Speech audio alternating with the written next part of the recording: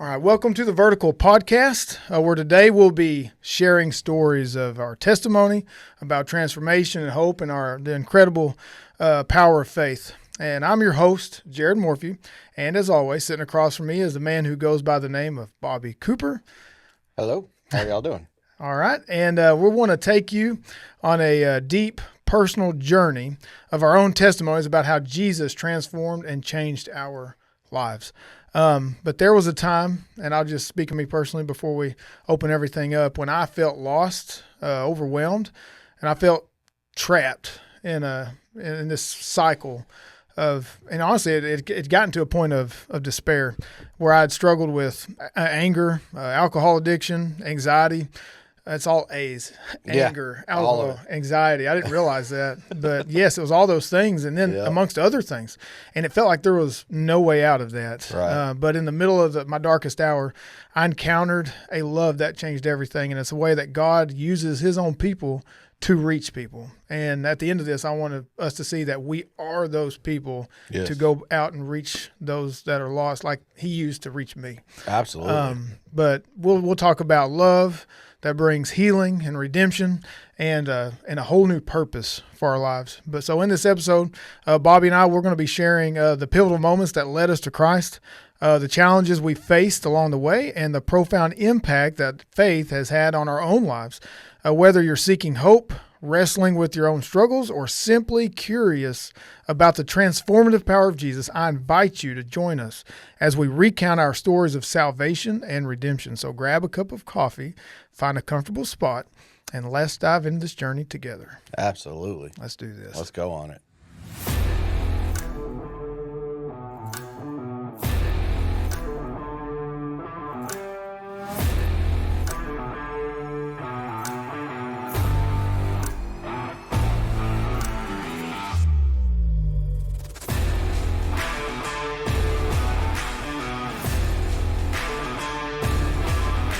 All right, so today we're going to be, like I said earlier, we're going to be talking about our own personal testimonies. What is a testimony? So a testimony is when you're sharing your testimony of faith, your testimony about Jesus has done in your life.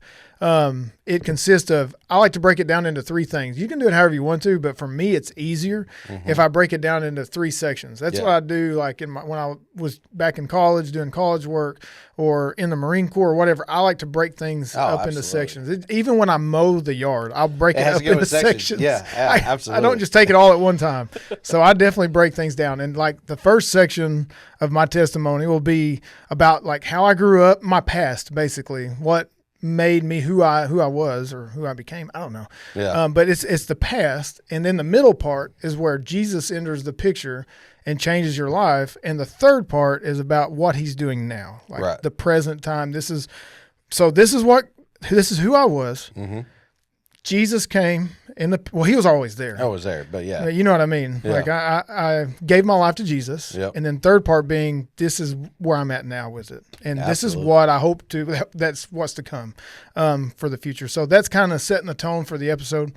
So I hope that it's helpful in sharing your own testimony, where you can see how you can break it up into sections. That's how it helps me. Right. So I'm not scatterbrained. No, absolutely. Where I start pulling future and then going to the past and going to the present. It's like one of those movies. Yeah. Those trip me out when you start doing that and you're watching and you're like, and especially at the bottom, they don't tell you that it jumped forward and then it jumped backwards. Yes. And so you're watching and it starts flowing. And you're like, hang on, this makes zero sense. Yes. I like those movies, but I hate them at the same time because I really got to be focused and engaged in them. You got to watch them several times too to understand it. Right. Yes. It's like, where is it at in the story? Where are we at? Sometimes I'm gonna lie. Sometimes I'll turn it off. I'm like, nope, this is for another day. I ain't in the mood for that right now. I ain't in the mood to think like this. Yeah. So this way of thinking keeps that from happening. No, absolutely. It's like reading a book that doesn't jump around in like this crazy time loop. Mm-hmm.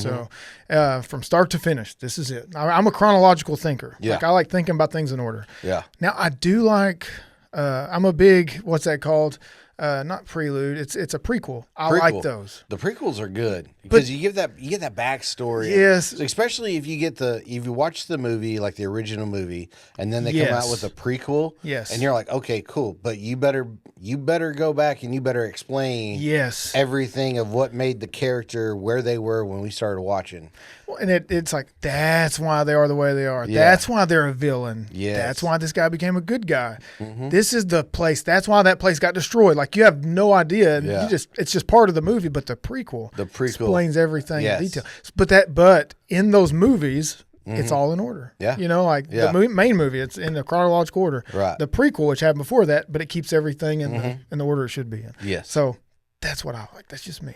I like it. So we're going to go ahead and dive in and share a little bit about our life before we encountered Jesus. And we're going to discuss stuff like our upbringing, our family background, and any other experiences that we may have had. And also like highlighting struggles during that time, whether that be like addiction, loneliness, depression, those type of things. And also how these struggles affected our relationships and our daily lives and things like that. So to start it off, I guess I'll go ahead and tell you mine. Okay. That leads me up to it, and then Bobby's going to share his with you guys. So with me, so I was born, and I won't be like an old man. I was born back. No, I'm not going to do that. I'm not going to do that. But I was born here in DeQueen, Arkansas, when they had the hospital here in town. Right. And they had a maternity ward. So I was born here, raised in Gillum. And my parents, Christian parents, and I know everybody's story is different. Some people, they didn't grow up in a Christian home. Right. I did. I grew up in a very Christian, very well Christian-centered home, Christ-centered home. My brother and I both were. So I have a brother who's 2 years younger than me.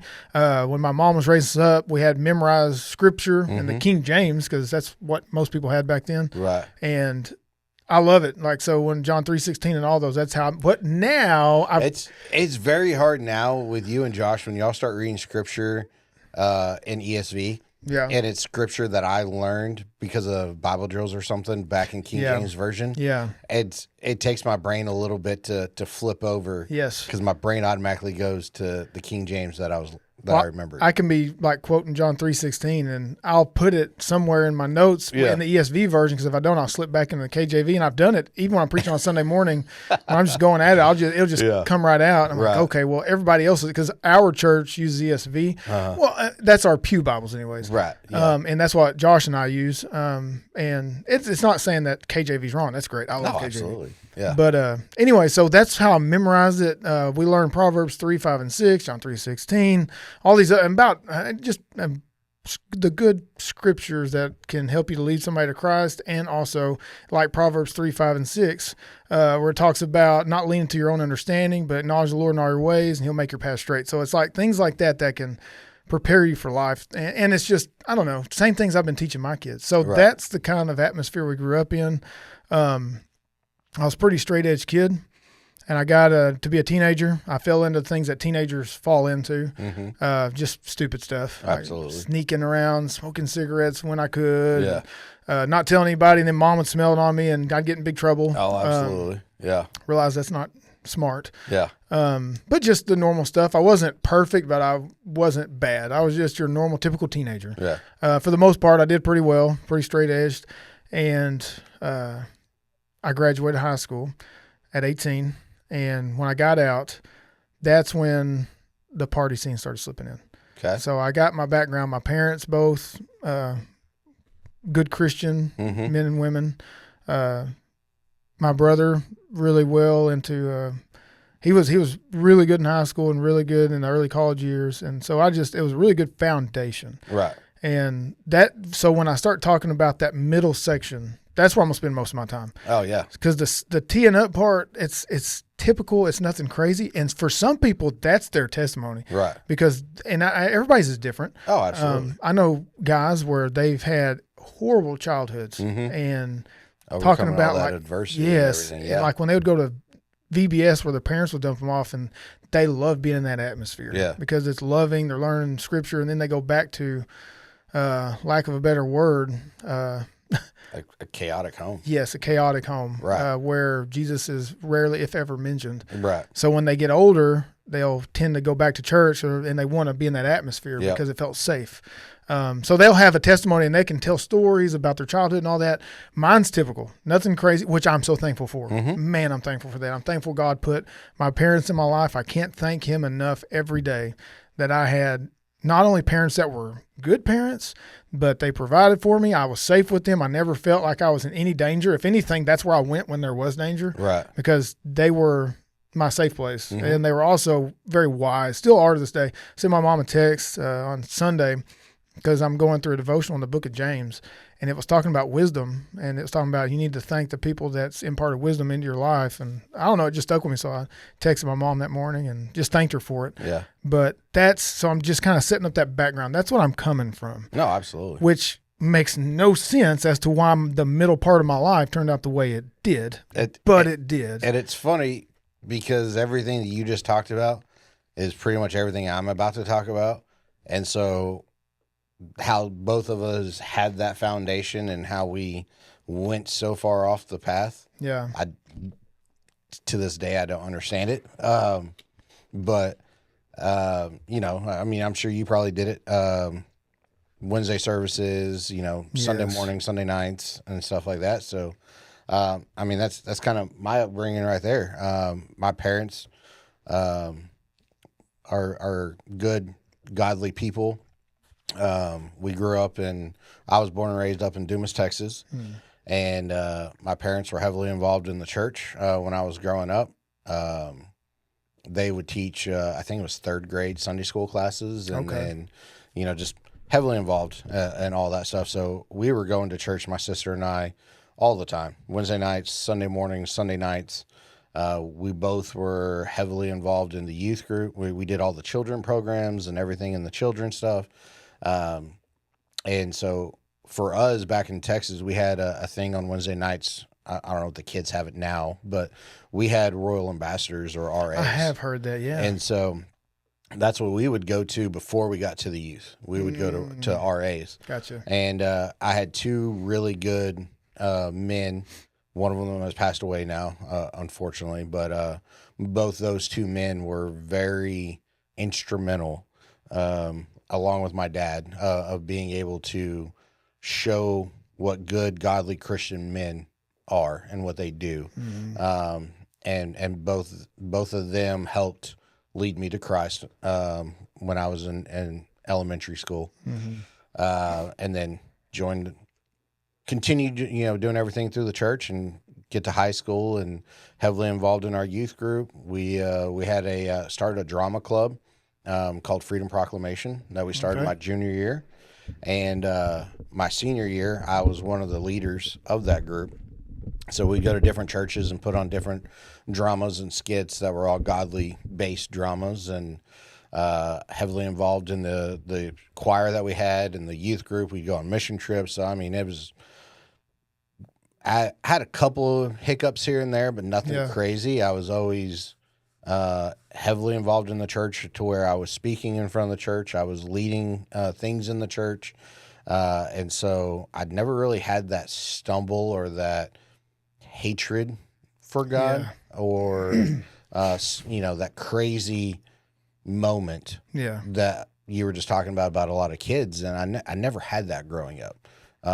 You know, I was always on the straight and narrow and everything was going good. So the first part of my chapter of my life was a very good, well-rounded foundation. Yeah. And so it's very weird. And I know it was a struggle for my parents to see where I was at, where I went that we're about to talk about, and then, you know, to see where I am now. But I mean, that when they saw me go off the rabbit hole, it was hard for them to contemplate or fathom how I'd even get there, right? Based off, you know, everything I had growing up. So with me and you, that foundation's laid. Yes, that firm foundation.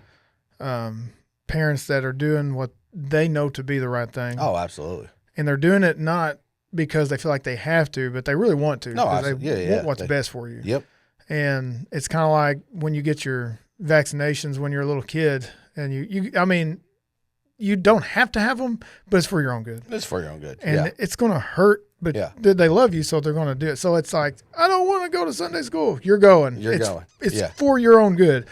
Oh, you don't want to go, but you go and you learn all the stories. Yep. Go ahead, man. You're going to say something. Well, and I was going to say, just kind of like last week when you were talking about discipline, is love. That's what it was. I mean, they instilled discipline in us. Yes. So we knew right from wrong. We were held accountable for our actions. Mm-hmm. And they did discipline us. Yeah. Which a lot of people today don't have discipline. Yeah.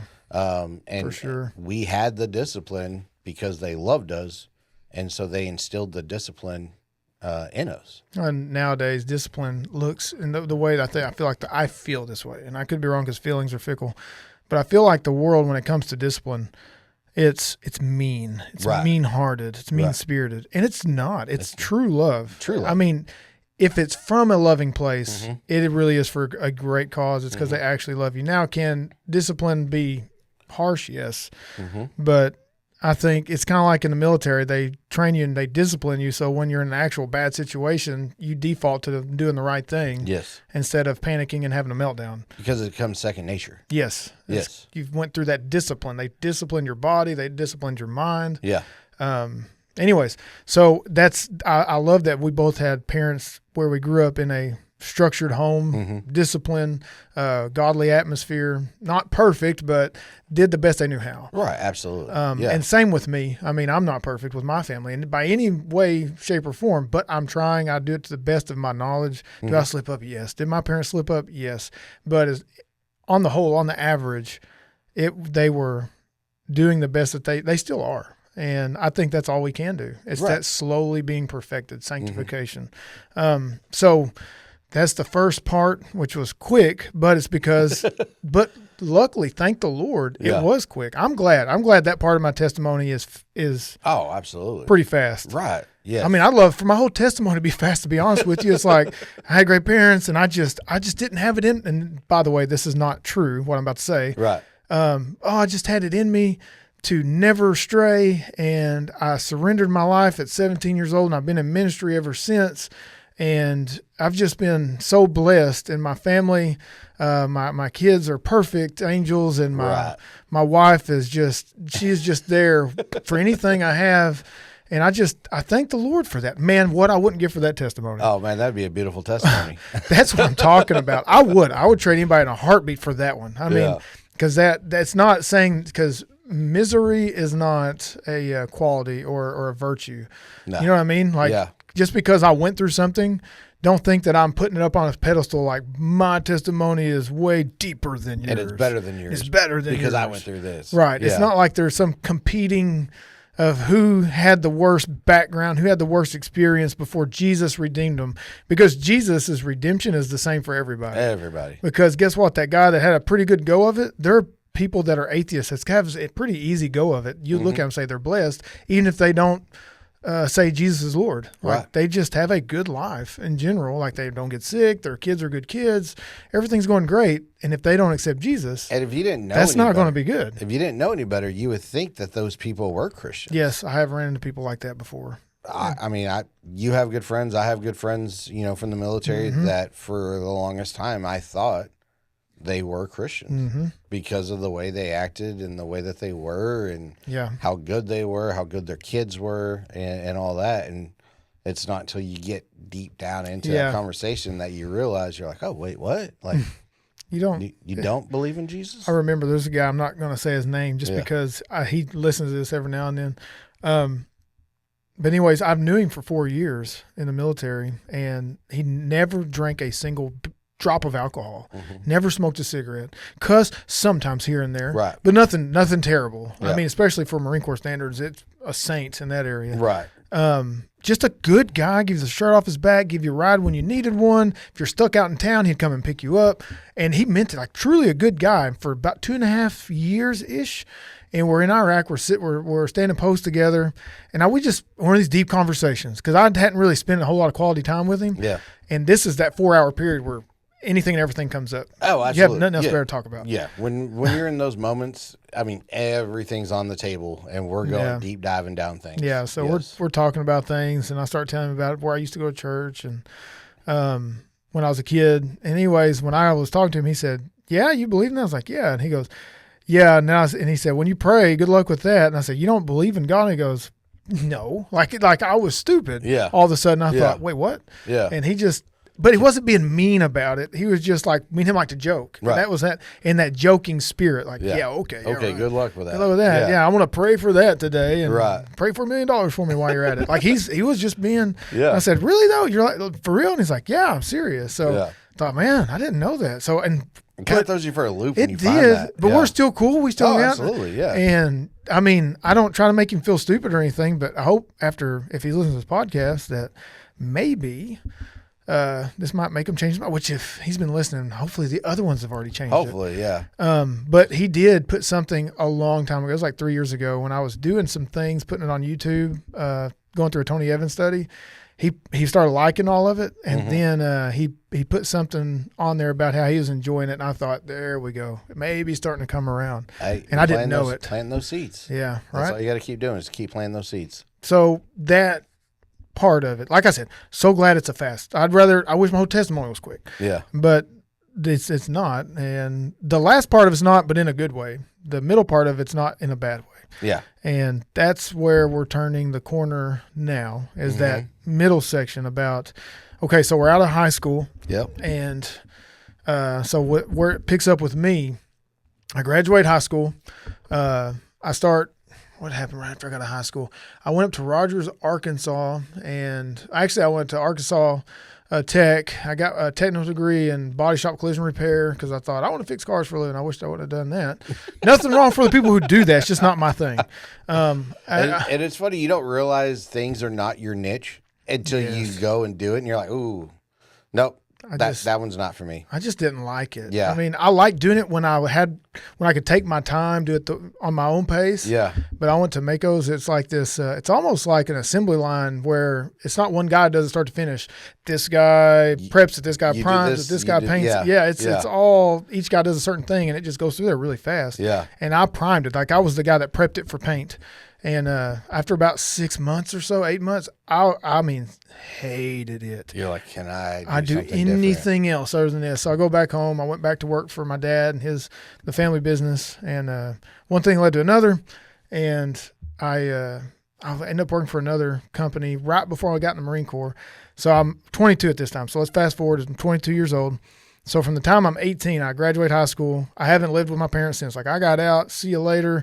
Moved 3.5 hours north, and then moved back home, but not in my mom and dad's house. Right. Living on my own in DeQueen. Anyways, so for that 18 to 22 year span, I start partying a little bit. I don't go to church very often. I start doing the things of the world, like going, just drinking here and there, and I'm not going to say it's a bad crowd because they cared about you, and they're good friends. Right. It's just we didn't make good decisions. Right. And I wasn't any better. I was making the same decisions they were making. I was doing the same things they were doing. Yeah. And I know their parents went to church. They went to church with their parents growing up. It's like we were all kind of the same fabric, made from the same, cut from the same cloth. Like all parents went to church. We all got baptized with them. And then after high school, we all start hanging out, start partying together. Yeah. And our parents hate it, pray for us, and just beg us to stop doing the things we're doing. Right. It's not that bad. Come on. Like we're not doing anything crazy. Right. We're not driving anywhere while we're doing any of this. Yeah. And I get it. Now, I'm older. I think, what an idiot. Yeah. I was so stupid. I thinking? So stupid. Yeah. But it wasn't an issue. Like I wasn't addicted to anything. It was just that casual party with your friends, that type thing. Yeah. And that's still not good. I'm not condemning it. I mean, you're not condoning it. Condoning it. Yes. Yeah. I'm not condoning it. It's still bad. It's still a sin. Sin is a sin is a sin. Right. But it hadn't made that point, but that's just it. That's how I feel like Satan gets us into that. That's how it starts you. Slowly gets you in there. It's just a little bit here, a little bit there. Because if I would immediately felt like I did 5-6 years later, like in that moment, I'm like, oh, this is awful. Well, who wants this? Yeah. And it's over that fast. Right. So I tippy-toed in it. 22 years old. One of my best friends, he joined the Marine Corps. And he went through boot camp, did some stuff, got in the fleet, and he came back for I think it was like the leave you get after you graduate boot camp. Oh yeah, you get the recruiter assistance program. Yeah, where you get to come back and talk to your friends and be like, hey, come join the Corps. Yeah, pretty much. Yeah. And it worked because, and I could tell he wasn't promoting it for them. He just enjoyed it. Like he liked being out in California. Right. And his pitch to me was, man, you can see the world. California's awesome, because I hadn't been very many places. I've just been in Arkansas. Now my parents, yes, we went to Florida. We went to, where else did we go? Anyways, my parents took me on vacations, but I was a little kid. Right. It's different when you're exploring it as a young man. Yes. You know what I mean? Like it's freedom time, baby. It's time to go. Yeah, because on all those vacations your parents take you on, you're seeing things, but you're doing all the good things that your parents want you to do. Yes. You're not going out and doing all the crazy partying at all the different cities and towns that you go. And mind you, when this was like 5-6 years after 9/11. Okay. So it's fresh, not fresh, but we're still in the throes of it. Right. Yeah. Like it's still going down. Yeah. The two wars are already going and So it's still popping in the Middle East. That patriotism is still in everybody's hearts. People still have the American flag on their window flying by. All that good stuff. People that were alive at that time remember this. So that feeling that you had, that only people that experienced it who were like in their teenage years and older experienced it, like when the nation came together. Oh man, it was so beautiful. You go back and you look at that time where there was no Democrat, Republican. There was no, I don't like this person. I don't like this person. Like it was, we are Americans. We are one, and it was that patriotism, that pride. Yeah. Oh man, that was a beautiful thing to see. And I hate that it took that for it to bring everybody it together. Yes. I hate that it took that. Right. But that just shows you the heart of our nation. When you hit us, and you hit us good, it's not like we're all going to melt and go to our own places and hide in our bunkers. Right. We're not going to fall apart like everyone thinks. It's like an anthill. When you knock the tip of it, we're all coming out. We're ready to start swinging. Like what just happened? Yeah. You just woke up a giant's what happened. Oh, right. Yeah. We're not going to roll over and crawl in a hole. That's not going to happen. Well, I think the world's seen that when they tested it out. And it's been a while. I think they're starting to push buttons again. They are. Different podcast. So anyways, that's the time when I was really interested in it. So I had that, I'm young, man. I'm patriotic. I want to do something for my country. Right. I like the freedom. I like the idea of California. My mom and dad, honestly, they straight up asked me not to go. Like, don't do it, because once the military has you, there's nothing we can do. You belong to them. But once I got in it, they were all about it. They were behind me. I think they were just nervous, Well, it's the same feeling that every parent has, that they no longer have not necessarily control, but they can't protect you. Yes, that's it. The way that they always could protect you. Even if you're off at college, they can still protect you. Yes. When you're in the military, you can't protect them. You belong to the military. You belong to the government. Yes, you do. And until that contract is expired, you belong to the government. And wherever they decide to send you is where you're going to go. And that's the hardest part for parents to process. Yeah. That they don't have a say in where you're going, and that they can't protect you. Absolutely. And I think that was because, like I said, once I graduated boot camp, they were there, man. They were in San Diego. Absolutely. Yeah. Proud. Yeah. I mean, just excited. It was exciting times. Oh, absolutely. But before I left, it was scary times. And I was scared, man. I remember going to boot camp the night before boot camp. I thought I had caught a virus, like a 24-hour virus. I think it was just my nerves. Just the nerves. I was just sick. And then we touched down in San Diego, and it was dark. They make us get on the bus, put our heads down. They're screaming at us. Then we get to Camp Pendleton. They're screaming at us to get off the bus, and it's just... The bus ride is probably one of the funniest moments that I remember. It was. I was scared, man. I don't lie. I don't say it very often. Like, I was scared. I was scared. I don't know. My adrenaline was pumping. I'll put it that way. Like, I mean, it was because everything you see in the movies, you take that and you multiply it by 100. Well, it's like a war zone. Like you watch a war in a movie, and it might get you like, oh no, that's crazy. Yeah. But if you're in it, it's a totally different ball game. It's like, these ain't the movie. You're not in Kansas anymore. Yeah, I'm not in Kansas anymore, Dorothy. Yeah. So that's like boot camp. When you see it on the movies, it's like, oh, man, that's pretty crazy. No, you need to live it. It's even wilder because your adrenaline's pumping, you're sweating. And I got there in October, so it wasn't hot. And we were just, anyways, I get out, I do boot camp, and mom and dad, they come back, and it was so this is where the military kicks in. So I've gotten kind of away from church. I get to the military, graduate boot camp, I live out in California for 4 years.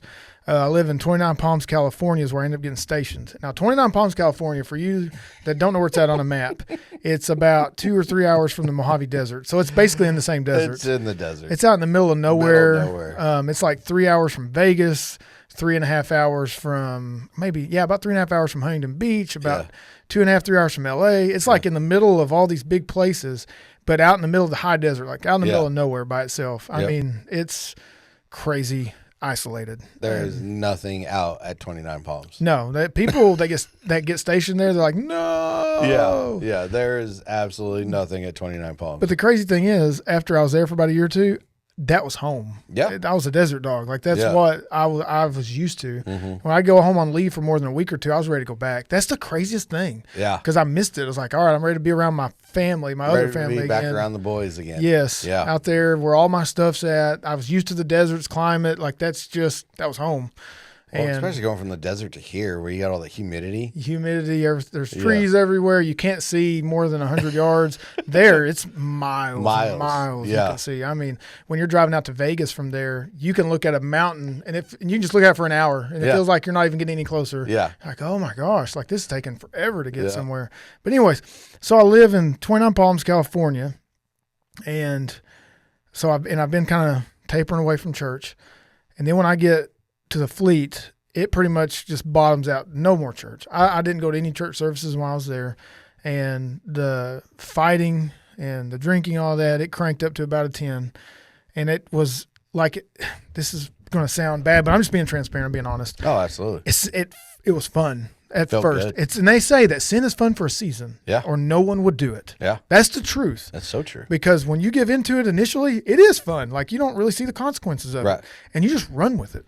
So we're getting in fights, and we're doing mixed martial arts stuff when we're getting, training and things like that, and going to gun ranges. And you also got to remember at this time, being 22, 23 years old. Yes, it's a good thing and it could be a bad thing, but the way that the military trains you to think is you're invincible. A very aggressive mindset. Right. Like, you are America's pit bulls, especially for the Corps. Like, the Corps, like, you are the pit bull that's on a leash, and you're just waiting for the government to take you off the leash to let you go attack. Yes. And so that mindset of I'm the biggest, the baddest person on the planet. Yes. And that's how you feel. Oh, absolutely. And you feel like you are gods among men, and you are invincible to everything. Yes. And that is the mentality that every one of you have. And so when you get all the alpha dogs together, you're going to have all of that just outpour flowing of emotions. Yes. And you get alcohol mixed in the middle of it. you throw the booze in there. And that's the thing that civilians can't understand, the mentality that has been indoctrinated into you from everything that you went through. And I love the military. I love military personnel. I love veterans. I got a heart for them. But the ones that have been in it, they're 100% going, yep. They're agreeing with everything I'm saying, with everything you're saying, because we were there. We know. I get it. I was there. I lived it. We lived it, yeah. And so for me to say it, I'm not bashing on any of it. I'm just saying this is how it was. And mind you, this was, 15 years ago. I don't know how it is now, but I don't know, 15 years ago, this is how it was. And the fighting, sometimes it wasn't even mean-spirited fighting. It was, that's my buddy, and we're being stupid, and we just get in a brawl, and the next day we're best friends. Oh, absolutely. So that was the lifestyle. And I'm real quick on injuries. I've had a double hernia surgery, my shoulder surgery, where I was just talking to you about it. I'm about to have another one. Long head tendon on my bicep was torn, sewn back into my bone. Labrum surgery, rotator cuff surgery, broken jaw in 2 places. I mean, the list goes on and on and on. Yeah. That is a lifestyle that you can't maintain very long. No. For 4 years I did. It was all out, physical, aggressive. Yeah. We're going full throttle. It was hammering down. No matter if you're doing it, you're going all the way. Yeah. I mean, everything, all in, all the time. Yeah. And that's crazy. I thank the Lord I'm still here. I survived all of it. Yeah. But up until Iraq. So Iraq was 2008 is when we left for Iraq. But up until that point, it was all great, fighting, we're going partying, we're doing just the crazy stuff, making memories and all this stuff that I later would regret and would give anything to take back and redo it all over again. Right. But I didn't see it in the moment. And I'll tell you right now, looking back, buddies are a dime a dozen. Man, you can have 1 billion drinking buddies, but you might only have one best friend or a circle that you can count on one hand. One hand, yeah. And those are the ones that you need to keep and just get rid of the rest. Yeah. I mean, it's okay to say hi and bye to them, but that's for another day, another podcast. We'll just talk about friends maybe next time. I don't know. Yeah. But anyways, so everything's going great, like and great in my eyes, anyways. Oh, absolutely. And the devil's back there just applauding it. Yeah. You know, like it is great. Yeah, it is great. Like he's like, I got another one. And I know I was grieving the Holy Spirit. Like, what are you doing? And see, I was saved at 10 years old and baptized. And I tell my mom, we argue about this. And if she's listening to this episode, she knows I'm being honest. We'll argue about whether I was saved or not. She says, Jared, you were saved, people backslide. And I said, Mom, I don't know. Like the way I lived, you can't, this is me. I could be wrong. I don't know how the God of the universe can live inside of you and you live like the devil for that long. Right. I just don't know how. And I get it. People mess up, but to the point where you just, see you, God. Thank you. I got my hell-proof card in my back pocket. I'll see you when I die. Yeah. And that's the last I talk to God. Like that just doesn't make sense to me. Yeah. Especially now that I've been in the Word and I'm in ministry for, I don't know, almost 4 years now. And I'm not saying that you can be saved and lose your salvation. I don't think you can lose your salvation. I'm a believer that once you're saved, you are saved. Right. You are His. You are sealed by the Holy Spirit for all eternity. Right. So I don't think I was ever saved to begin with because that was and they did great, giving me all the head knowledge, giving me all that Bible verse knowledge. But did you have it in your heart? That's what I'm saying. Yeah. And I believe that you can have a lot of head knowledge, and I did, and which would come back to benefit me greatly later because that's part of my testimony. Right, we'll get there. We're yeah. getting there. So everything's great. I go to Iraq. I was there for 7 months, and it was the best of times and worst of times. That's the way I'll put it. So we get back, and when we got back from Iraq, it was May of 2009. So we was there in the winter time from October to May. Talk about cold. Desert cold is crazy cold. And people won't understand that. They're like, oh, you're in Iraq. It's so hot. It is not. I'm telling you right now. It gets cold in the wintertime in Iraq. It does. It's very cold.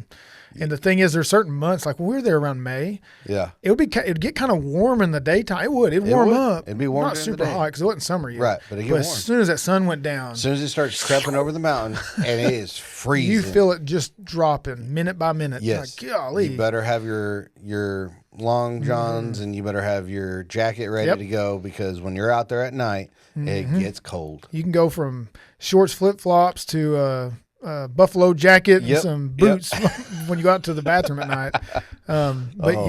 So I get back and here's something I don't tell a whole lot of people, and I usually get emotional when I talk about it, but I don't think I am now just because I can tell. Yeah. I don't know. I'm just in one of those moods where I'm not really feeling emotional. So maybe it's God shielding me from it, not seeming like an idiot. Not letting you get affected by it. Right. Yeah. So I'd planned, when people get back from Iraq or any deployment for that matter, Afghanistan, when you come back from a combat deployment, I feel bad for Vietnam people. When they got back, they came into people just making fun, throwing stuff at them. They hated them. That's crazy. I can't imagine walking in that environment, people hating you. No, that's for doing something that your government told you to do. Yes, and you're doing it, and it's so sad. It's so sad.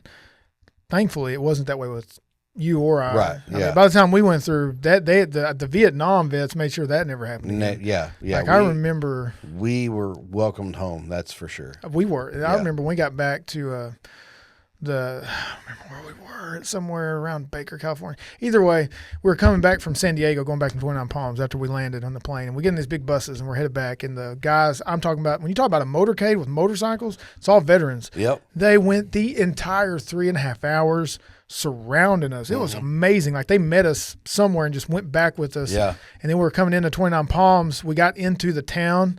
The cops came in, flashing lights and all that. The bikers are there. Get the whole parade escorted. They're coming in and it's dark. Like it's like 10 at night, right? Yeah. And here's I'll drum it up. I'm gonna keep going with it. So we're going, and we know where our company ramp is. Mm-hmm. And before you get to go home, before you get with your family and go to the hotel rooms or go to your home on base, before the barracks or wherever you're going, before you're free to go, you got to turn in your weapons. You got to go by the armory. You got to go by the armory, turn everything in. Our armory, we pull in behind it, so we can, when we get out, we can hear all the family. We can't see them yet, but we can hear them, and they're cheering. Because they know we're there. They've heard everybody coming in. They can see the buses, and they can't see us yet because we pull in behind it. So we're turning all of our weapons. We're doing it fast because we're ready. Oh, yeah, we're ready to go. And even the staff sergeants, all of them, they're moving too. So that's cool. It's like, thank you. The officers are moving. So it's happening pretty quick for hundreds of guys to be able to start dumping out their stuff that quick. It's like, why can't we do that all the time? Because they don't have the pressure to hurry up and go 7 months worth is that'll do it all right.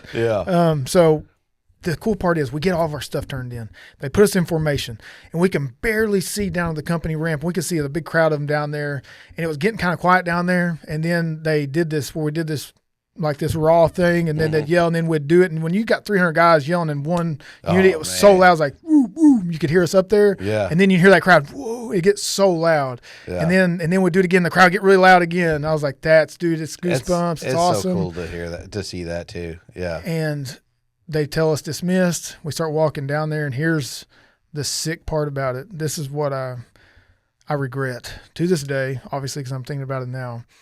A month before I came home, I told Mom and Dad, don't worry about it. Just save your money because it's a round-trip ticket. It's hundreds of dollars. We're going to be there for less than a week, and we're going post-deployment leave. I'm going to be home for a month. I literally, a combat tour, we're home for almost 4 weeks at DeQueen. I'm coming right back here. And inside, I wanted to go party when I got back. I wanted to go out on the town. We're about to go hit the bars. We're about to go do all these things. That's it. Yeah. That's what I had planned out. And it was going to be great in my head. And when I went down to the ramp where everybody's at, there wasn't a soul waiting on me. Not a soul. My brother and his roommate were supposed to be flying in and coming in. They got delayed. Their flight got delayed or something like that, so they weren't there. So I didn't know nobody. And there was a handful of guys that was like me. Some of them not because they were partying. They just didn't have family. They just didn't have anybody. So there was about 5 of us. And we went out in town, went to the liquor store, went back to the barracks. And I'll just be honest with you, it sucked. We just had a few, went to sleep, woke up, and that's it. It's depressing. It was so I was so excited to be back. And then the moment I just knew, I was like, what did I do? I'd give anything to go back. Let my parents have that plane ticket. I mean, I've wasted so much money in my life. It's okay to spend a couple $100 on a plane ticket for that moment. And I robbed them of that. And that's the thing right there. The sad part is you regret it because you understand the loneliness that you felt getting to watch everybody else reconnect with their family. What we struggle with at times is not realizing the struggle and the joy that, like, we took the joy away from our parents for doing things like that, and the struggle that they have to live with of, I want to be here, but I'm going to honor you. You said you don't want me here, so I'm not going to go there. I'm going to stay over here because I'm going to honor your wishes, even though that's a struggle for me. And so now you're putting that burden on them, and you rob them of that joy of getting to see the pride and joy of their son coming back from a deployment. Yes, I did. And that's what hurts. And I know it hurts them. Oh, absolutely. Because I know when I tell a story like that right there, but I leave out that part to the end, it's like, that's awesome. That sounds so great. And I tell them that part, like, what? Like they missed that? Yeah. And I miss them being there. So it's just, it was terrible. And it was a bad decision. Everybody has done stuff. Everybody has a past. Everybody has regrets. That's just some of mine. Oh, that's absolutely. just some of my regrets. And some people say, Jared, that's nothing. And so some people are like, why would you do that? You're a terrible person. Everybody's levels are different. No, absolutely. But I did. I messed up. And so I'm no different than the next guy. I messed up. And I knew it too. It wasn't like I was a hard head. Like, I'll see him when I get back. It's fine. I knew, man. Like it hit me hard. And it messed me up. And then especially because the worst part is, as you're thinking in your head going into this, me and Jimmy and Joey and Tommy, we're all going to get together and we're going to go out and party. And we just spent the last 7 months together. Like, I know we're going to go hit these bars and we're going to go do this stuff. Well, I forgot to ask them. They all have family. They're going to go do stuff with their family, and now I'm by myself. Yep. Like, that's kind of how it happened. yeah. To be honest with you. And I thought my brother and his roommate were going to be there, but they got delayed. So Right. that was going to be the thing. Like, at least my family, some of my family, Right. no, Yeah. nothing. No. Not at all. It didn't happen at all. So I get home, and what was cool is they were so excited when I drove up. Mm-hmm. My parents picked me up at the airport. So that was at Dallas, DFW. And that was cool. Got to see them, give them big hugs, and we get to the house, and all my family's there to surprise me, like my grandparents, all my family, my extended family. They're there. We had a big supper and things like that. And then everybody left, stayed home for 4 weeks, made horrible decisions. About a week or two into it, I got in a fight with my mom in the kitchen. I had that overseas mentality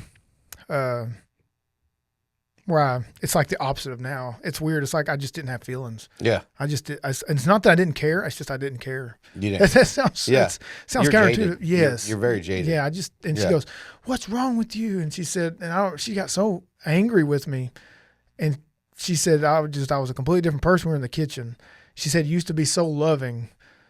And I said, "Mom, what do you want? What do you want from me?" I remember I told her, I was like, if I would have been that guy over there, that can get you killed. That would have died. That could get somebody around me hurt. Like, I'm just so, that's just, it just does things to you. And honestly, I don't think I'm that way anymore. Amanda says I can be kind of cold sometimes, but I think all men are to some extent, especially if you're around people that are sensitive. But the Marine Corps did do that to me a little bit. I'm still that way a little bit. Yes. But it was fresh when I got back. So, it wasn't like when I got back, it was this big celebration. Everything was great. The aftermath. There's an adjustment period of coming back. A big adjustment period that nobody really told. They did kind of tell it, but you just don't. They don't. I mean, they try to talk about it, and the sad part is for you and I is back then, no one really talked about the adjustment period, the adjustment life of going from one day you're in combat to the next day you're at home. And how you're supposed to handle that transition. Yeah. Nowadays, they at least try to do a better job of it, and they try to have these little programs in place to, kind of do like a little mini pit stop before you go all the way to kind of like slowly adjust you back to civilian lifestyle.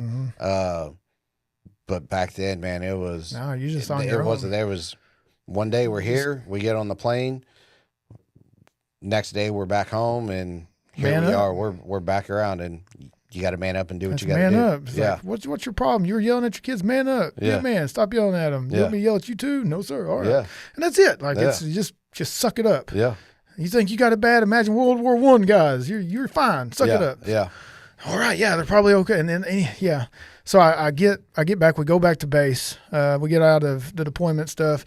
Well, then we go back to our normal Marine Corps stuff. So we went over as 0311, like we were attached to them. We were QRF, Quick Reaction Force, when we were there. So if something happened, we're the first ones there. Usually it was a lot of after it had already happened stuff. Like you get there and IED had blown up a few vehicles, and you get there and it's already over, and you just kind of assess everything. The OD team comes and clears it, and you secure the site. Secure it, It's basically stuff like that. And every now and then, like you might like an IED, we got hit by one. Just stuff, just all throughout the 7 months, things are happening. Right. And to be honest with you, I think being there after stuff had happened affected me more than anything that happened during. Because I remember stuff that in the moment, like, boom, oh, you got to get out to your 5s and 25s, and IED just went off.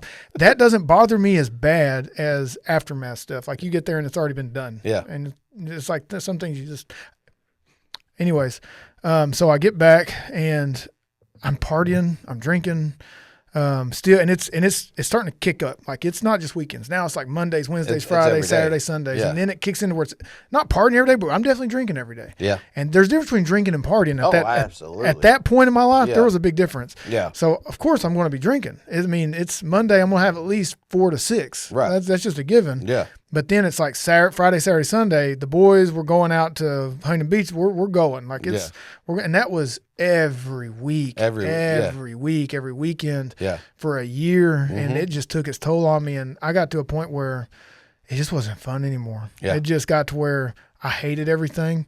When I got to drinking so many in, I would just something in me just hated everybody, everything. I hated myself, and not really depressed. It was anger. And it's like, I don't know, just getting this weird headspace. Yeah. And people do know this. I've been divorced, but I got married after I got out. I'm no longer my wife anymore. We were married for about 3 years, but we were dating at the time, and we're in Palm Springs, which is about an hour from 29 Palms. Beautiful little oasis out in the high desert. Oh yeah, beautiful area. And we were leaving, watching the movies, going back to base. We may have been 10 minutes outside of Palm Springs, going back to base. And it's like, I felt like my body did a backflip. Like if you've been riding roller coasters all day and like how you feel like your body does that, but I hadn't been. Yeah. And I she was driving, and I grabbed the seat. I grabbed the seat. I was like, and she goes, "What are you doing?" I was like, "I don't know." And all of a sudden, like I just got on edge. My ears got really hot. My neck felt like it was just, I don't know, like fire. I was just crying. Yeah. And I don't know why I said crying. I wasn't crying. It's just like, I didn't know if I was going to have a stroke. I didn't know what was about to happen. And then it did it again. I felt like my body's doing a backflip. My face started tingling really bad. Like I got spider webs everywhere, man. And I just couldn't stop rubbing my face. My ears were on fire. And I said her name, and I said, I don't feel right. And she goes, "What's wrong?" And she just pulled over. I said, "You got to stop. This vehicle has to stop." And she pulled over. She stopped. I got out, and I started walking around like, whew, like I wasn't right. And it was just getting worse and worse. And I said, "I got to go to the doctor." She goes, "Are you okay?" And I was like, "I don't know if I'm about to have a heart attack, a stroke, like something's coming." So she takes me to the emergency room. I get in there, and the doctor, they took me straight back because I wasn't going to just sit down. Like I was in that mood. Like I wasn't playing around. Like it's time. And this is almost a year after I'd gotten back from Iraq. And it was 2010. And the doctor set me down in the hallway on the floor. And he said, "Sir," I'm not going to do his accent. He said, "Sir, you're just probably having an anxiety attack. Have you been on any recent deployments?" Because we had looked at all my stuff, knew I was in the Marine Corps. I said, "Yes, I've been back, but it's been like a year ago. That was a long time ago. This ain't a panic attack. I know what panic attacks are. This is something different." And I kept trying to argue with him. He said, Okay. Just take this, put it under your tongue. I'm going to come back in 10 minutes. And if you're calm, then I'm right. And if you're still like this, we'll move on, and you're right, and we'll figure this thing out. Right. And I said, I wasn't happy. I took it from him, put it under my tongue. Like, dude, okay, whatever, get out of my face. Yeah. And he goes off. And I'm sitting there. I'm not kidding, man. 3 or 4 minutes later, I felt calmer than I've ever been my entire life. I felt good. I was relaxed. Yeah. I was centered. My thinking cleared up. I mean, I was good. Yeah. Yeah. And that's when I knew. I thought, what is going on? Like something's not right. Yeah. And he came back like 10 minutes later, like he said he would. And he said, "How you feeling?" And he knew because I looked at him and I was like, "Dude, I'm good." Like I couldn't fake it. I couldn't be like, I'm still crazy. Yeah. I couldn't fake it. So I just looked at him and said, "Man, I'm good." And he said, "What you're having is anxiety attack or a panic attack, and it could be caused quite possibly from PTSD." And I was like, no, because a lot of our guys in our unit, they didn't have it, and I wasn't gonna be that guy. Like there's just no way. I'm not gonna be that dude. That dude that had it. Yeah. I'm not. No. If they ain't got it, I ain't got it. Yeah. And whenever something like that happens, we don't have to. You get in big trouble if you don't report it when you get back to base. Yeah. So I told my staff sergeant, and he ran it up the chain. Well, then it comes back down and says the worst thing possible. And I didn't tell anybody. They're the only ones that knew. I said, "Let's keep this between ourselves." And they're really cool about it. And he said, "You got to go see this therapist." Yep. Like on Tuesday or something like that. And I was like, "No." And he said, and I asked him, I was like, "Is it during hours? Like, or is it after?" Because I want it to be after. Nobody knows where I'm going. He said, "It's the last hour. You're going to leave it." We left the ramp at 1600, so 4 o'clock. Yeah. And he said, "That's at 1500s when you're going." I was like, "No." Because then I know people's going to be asking questions. Like, wait, where's Morpheus? Why is he not here? Right. Yeah. And so I just tell them it's something going on medically, not mentally. Yeah. Yeah. And so they did. They stuck up for me, and I left, and I hated it, man. I'm not gonna lie, it didn't do anything for me. Mm-hmm. They prescribed me Xanax, and I'm talking about the stout stuff, and it made me a zombie. I hated it. I quit taking it. Yeah. Because and some people get addicted to it. Yep. I could see why. Yeah. It just wasn't me. I don't feel like I'm losing control of my body. Right. I say that, and I had an alcohol problem, but anyways, something about pills, it just didn't jive with me. And I told them I'm not taking that. So they try to give me, what's that stuff that for depression and anxiety that you take every day? Oh, it's not Valium, is it? No. It's like something that builds up in your system over time that a lot of people take. There's nothing wrong with it. Yeah, I know what you're talking about. They try to give me that when Zoloft. That's it. That's it. So I took that for a couple of months, And they may have told me, I just wasn't listening. Don't stop immediately. Why did I do? I was like, I don't want to take this anymore. I stopped. Yeah. Now my brain started having these weird zaps. Like I was sitting there, I was like, oh, what was that? So I go to the doctor. They said, did you stop taking your medicine? And you're like, yes. And he goes, those are zaps. And I was like, what? I'm not taking something that's going to do that to me. Yeah. So I just bared through the zaps. It was over. And I thought, I just drink. Like that's just the best way to deal with it. How horrible does that sound? Oh. How horrible does that sound? But I fully understand what you're saying. Yeah. Because it's very similar to what I went through. Like how horrible does that sound? Oh, we still got time. We're good. Yeah. So I'm just tanking at this point in my life. Like I'm going down. At this point, down. like I need the alcohol to numb the pain. Yes. So I'm horrible. I was an alcoholic by this time. I drank so much. I was to a point where I was drinking about 12 beers a day easily. Yeah. And people are like, there's no way, Jared. I'm telling you, people that know, there is a way. It can happen. Yeah. Now, I'm not saying like you slam all 12 of them in one sitting. No. But it's just throughout the day, throughout the evening and the night. Yeah. It's going to happen. Yeah. I mean, it goes to the point where you're going to class 6 and you're getting a 30 rack every day because you don't want to run out. Yes, that's it. You pre-plan everything. Yeah. That's what I was doing. I was at that point. I made sure it was always stocked, so I didn't ever have to worry about having to get a ride to go get it. Yeah. That was my idol. Yeah. That was what came first. That was number one priority of my life. Not my job, not my friends. I had to make sure that fridge had stuff in it. Yep. And I remember that was a true idol in my life. Mm-hmm. And that's what I worshipped, I guess you would say. Yeah. Because without that, I wasn't going to be a happy camper. Like I needed that quote unquote. Oh, absolutely. So that's where I was at, and I remember. So I had a friend, still have a friend. His name's Andrew Holbert, and if he's listening to this, thank you so much. I actually got back with him a few months ago, I guess. But before we went to Iraq, me and him, he lived in Vegas, 3 hours away. We'd go about every other weekend together, doing the Vegas thing.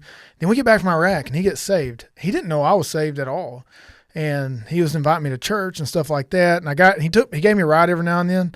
And I remember we were in that Dodge Avenger, and he would be playing I didn't know, I grew up with hymns, the old hymnals, and I didn't know there was like modern Christian music that sounded like stuff I listened to that I like. Yeah. And I got in there and he's singing stuff. I was like, what is that, dude? That's kind of cool. But I didn't say that in my mind. I'm thinking in my mind, but I didn't say it. Right. I'm just sitting there.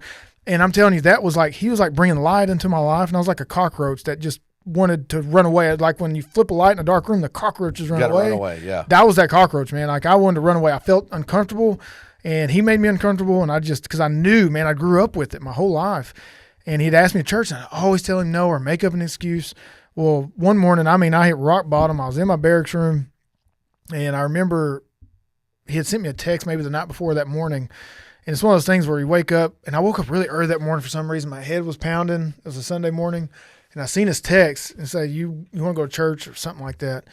And I just put back, yeah, maybe, or something like that, real short. And about 5 minutes later, which it takes like 10 minutes to get there, so I don't know how the MPs didn't pull him over, but he gets there in like 5 minutes, and I didn't think it was him because it was there so early. And he must have been like donkey kicking the door. It's like, boom, boom, boom. And I was like, crap. I thought it was like a staff sergeant or something. I get up. You're like, oh, no, what did I do? Open the door. It's him. And he's like, come on, let's go to church. I was like, no, man, like I don't have anything ready. Get in the shower. And I get in the shower.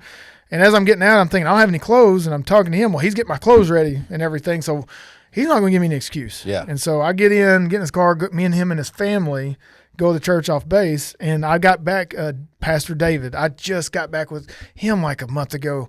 And he doesn't even know who I am. But I texted him. I told him about what kind of, I don't know, like his church. It's Palms Baptist Church in 29 Palms. And that Sunday morning, I don't remember the message. But I do remember after the message, what he had preached about got me to the point it was just for me. And you got to give me grace on this, like 12 years ago. So it was a while. I can't remember the exact message that was preached, but it was about being on the fence, more or less. Yeah. And I remember I just fell apart. Like, it's like, God, I'm done. I can't. Like, I was at my bottom. Everybody's bottom looked different. That was mine. Yeah. And I said, I'm yours. Like, I can't keep doing this. And I know what being with you in a relationship with you is what's right. And I said, I'm sick of this. I can't keep living this way. I'm going to die or I'm going to die in a miserable old man. Like one way or the other, I'm not living anymore. Right. Like I'm alive and I ain't living. Yeah. This sucks. Like I hate my life. Mm-hmm. And I just want to be yours. And that's when I feel like part of salvation is repentance. Mm-hmm. Repentance, like in being truly sorrowful for your sin. Yeah, you confess your sins. And you confess it. Yeah. And it's like in that moment, I was to this day I am. Like I hate sin now, and I hate it when I do sin now. Back then I didn't hate it, I looked for it. And in that moment, I was done, man. I was like, God, I'm so sorry. Like truly repentant. I want to turn from it. I don't want anything to do with it. And I'm yours. I just want to serve you, be yours, whatever that looks like the rest of my life. And right. After that, it was like we talk about, not the jet ski, the quick turnaround. It was like more like the big barge. Yeah. Slowly but surely, we went that way, the right way. And there was big steps for me, though. Like I got into a men's group, or it wasn't men's, it was men and women. Either way, it was a study group out in town on Thursday nights. We'd do a Bible study, and it was at a staff sergeant's house. That wasn't in my unit or anything, but he had it out there. And then we'd watch the Thursday night football game, NFL, after the study was over. Right. So that was cool. So I started getting back in that rhythm. I'm learning. Yeah. I'm getting, and like I said, I grew up in church. So I knew a lot of the answers that they were asking. Like that head knowledge finally connected. Finally connected with the heart knowledge. Beautiful. Yeah. That's a beautiful moment when they just go boom and they mesh. Yeah. It's like now my mind truly understands it because there's that connection. Right. Oh, I love it. And so that gets me to where I'm at today. There's so much more in that, but we don't have time for. It's beautiful. Told you the middle part's the long part for me. Yeah. But that's it. That's my middle section. As I'm listening to your story, I mean, you've told me some of it before. Yeah. And so, getting to hear your story, I find it very funny how very similar our stories are. And you and Mike always joke all the time about, get out of my head. Yes, like you're always reading my mail. Yeah. Well, it's kind of, like God put us together for a reason. We're going to get to that in a little bit. But like your upbringing is very similar to my upbringing. You went to the military and had your rock bottom moment, period. And then, I went to the military and I had mine. The good thing for you was yours was a 4-6 year period kind of thing. Yeah. That's the school. Can I? Yeah. Sorry. Absolutely. I'm so sorry, man. Yeah. I never get a call from them. Yes, I just got a missed call from y'all. Yes, it is.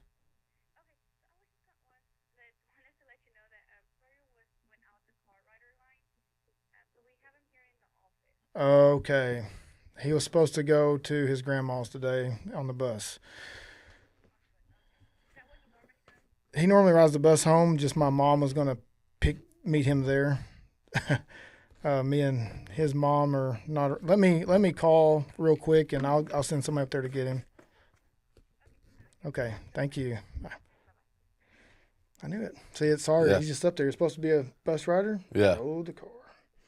I'm so sorry, man. No, you're good. We'll just I'll cut this part out. Yeah, you're good. I'll just edit it to where it just goes. All right. Because Sawyer's at school and he didn't get in the bus, he went in the car rider line. Now he's in the office sitting there. And I'm literally in the middle of a podcast. I had to stop the podcast. Okay, bye. Wow. Crap. Shoot. Okay, bye. And then he starts talking.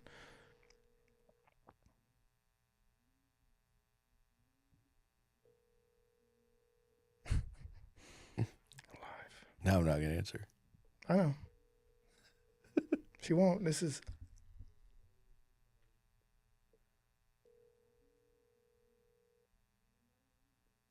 Is that her talking?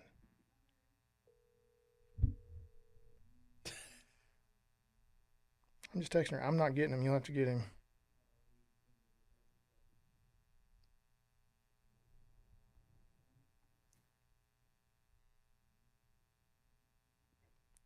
Gosh, man, answer your phone. You just had it in your hand. Anger, dude. I'm getting mad right now. Like I'm telling you, I got to work on it. Yeah.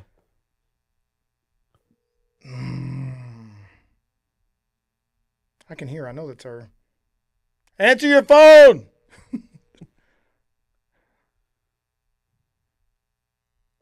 Now they're done. Your call has been forwarded. I got to go. No, you're good. I'm not leaving. I'm just going to go tell her to go get him. You want me to hit pause or keep it going? No, you can leave it going. It's got a lot of record time. Okay. I'm just going to cut this whole part out. Yeah, you're good.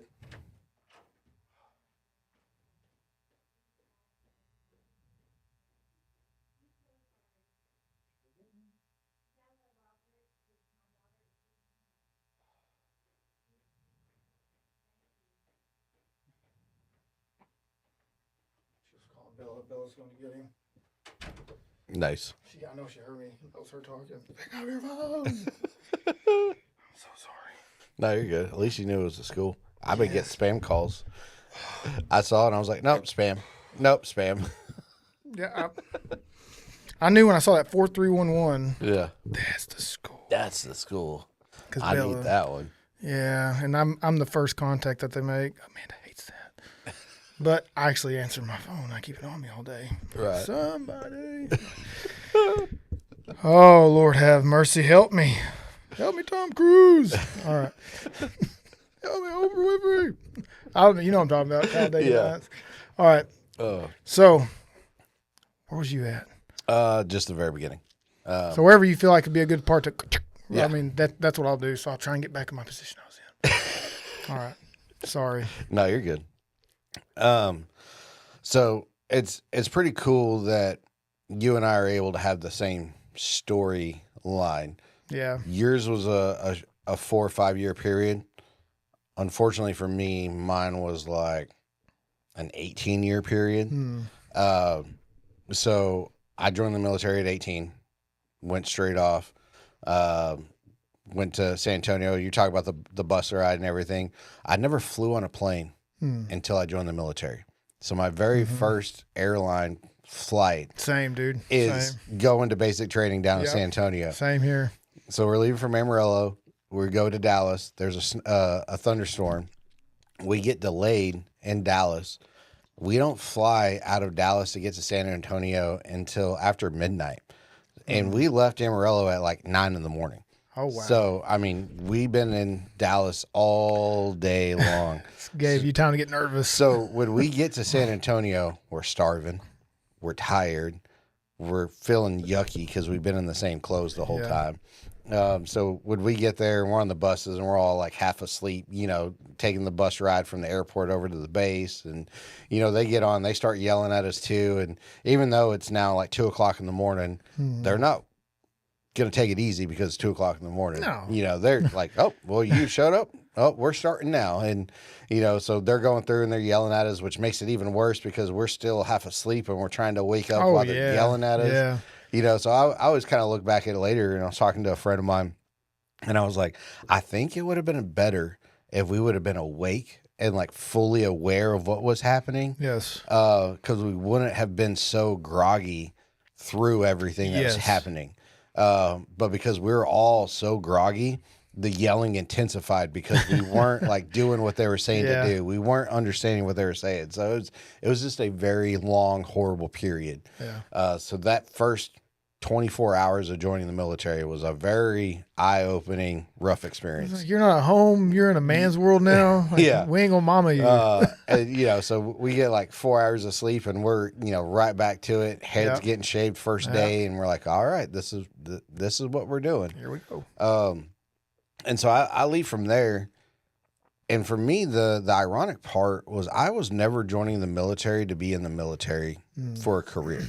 I was joining the military as a means to an end to go to college. And my original job was going to be a crew chief on a C-130.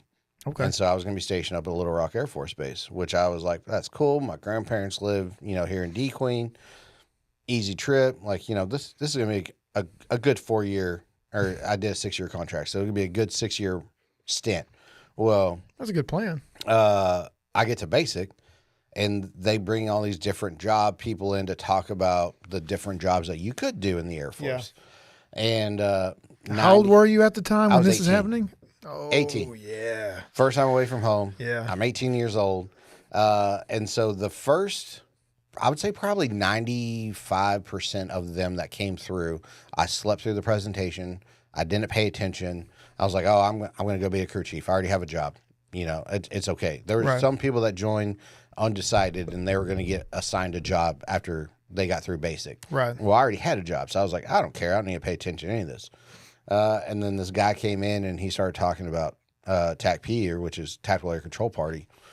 And immediately as he starts describing it, and we start looking at videos, and I'm just like, man, this is awesome. Like, so cool. Like, I'm wide awake. Like, I'm hooked. Like, I get to drive Humvees. I get to, you know, talk to aircraft and drop bombs. Like, you know, I get to go out and actually not be a chair force person. I actually get to be forward and actually outdoors person and get to do all these things. I was like, man, this is awesome. Like, I think I really want to do this.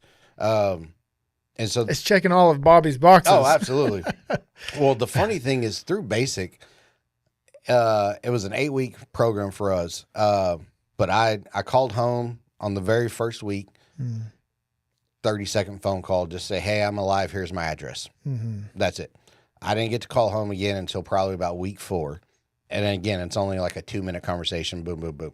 Well, this is like week 6, and I have to make a decision now. Like, we have to decide what we're doing and all this. So our instructors were actually really cool, because there was 50 of us that were like, hey, we want to do this. We went and did a tryout. Out of the 50, there was only 10 that were selected. I was one of the 10 that got selected. So we got to come back and do a follow-on interview, get to ask more in-depth questions, and really get to start figuring things out. And our instructor was like, hey, go call whoever you need to call, unlimited time. Yeah. Because this decision you're about to make is going to affect the rest of your career. So you have time to make your decision the right way. So go call whoever you need to call. So I called Dad, and I'm talking to him and telling him, well, I could still do this. And then if I don't like it, then I can cross train over later and to go do TAC P and, but I was like, I don't really know, but I was like, by then I'm already going to be older, and I don't know if I really want to do that, but I'm kind of like, I'm very interested in this now.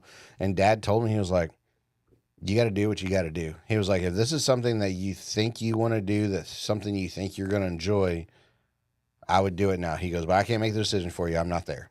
He was like, so you have to make the best decision for you. And so I was like, you know what? I'm going to do this. So I did, made the decision to change jobs and went and did. And I became a TAC P. So I go out and do training out in Florida and then survival school. And, next thing you know, it's like 6 months before I ever get to my first assignment. And so along the way, I was so busy in getting through Basic, getting through tech school, getting through survival school, that it never once, was I had some opportunities to really party and to do, to do, but one, I was underage. Two, yeah, that's true. Two, we were so concerned with making it through everything. We're like, oh man, like I don't know how to do all this. Like, I'm 18 years old. Like, I've got to make it through all this training. So that was kind of the forefront, thing in my mind, was getting through all that. Right. But doing all of that, I stopped kind of going to church all the time. I was focused on doing the training. Our weekends were, spent recovering, our bodies recovering, getting all the gear prepped and everything for the next weeks. And, we're just doing that cycle. Right. And so it wasn't until I got to my first assignment out in Georgia where I really was like on my own. Like, I'm now in the military. I made it to my unit. I'm actually living this way. And so you kind of start, you start partying, you start going out, and I had a military issued fake ID.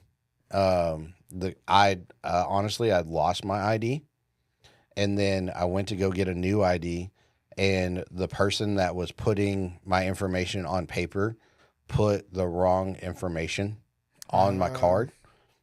I filled out all the correct paperwork, but he looked at the wrong paper and put this other information on there.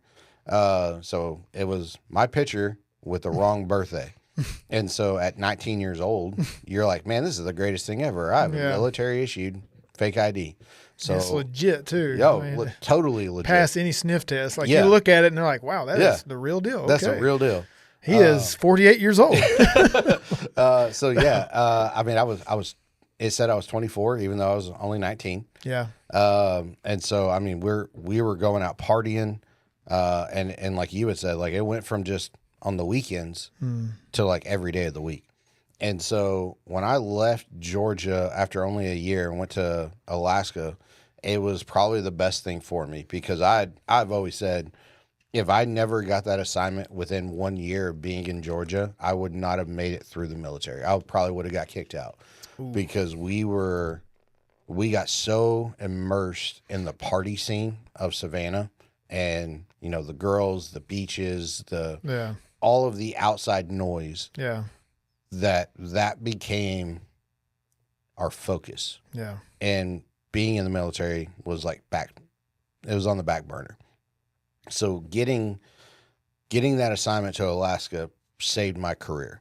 So That's awesome. I get to Alaska, and then as soon as I get there, and I was devastated because my unit in Georgia was getting ready to deploy.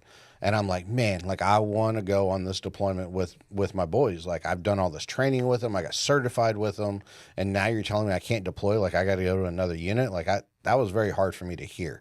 So I get up to Alaska, and next thing I know, they're getting spun up to deploy. It's just going to be about 3 months later than what the guys in Georgia were doing.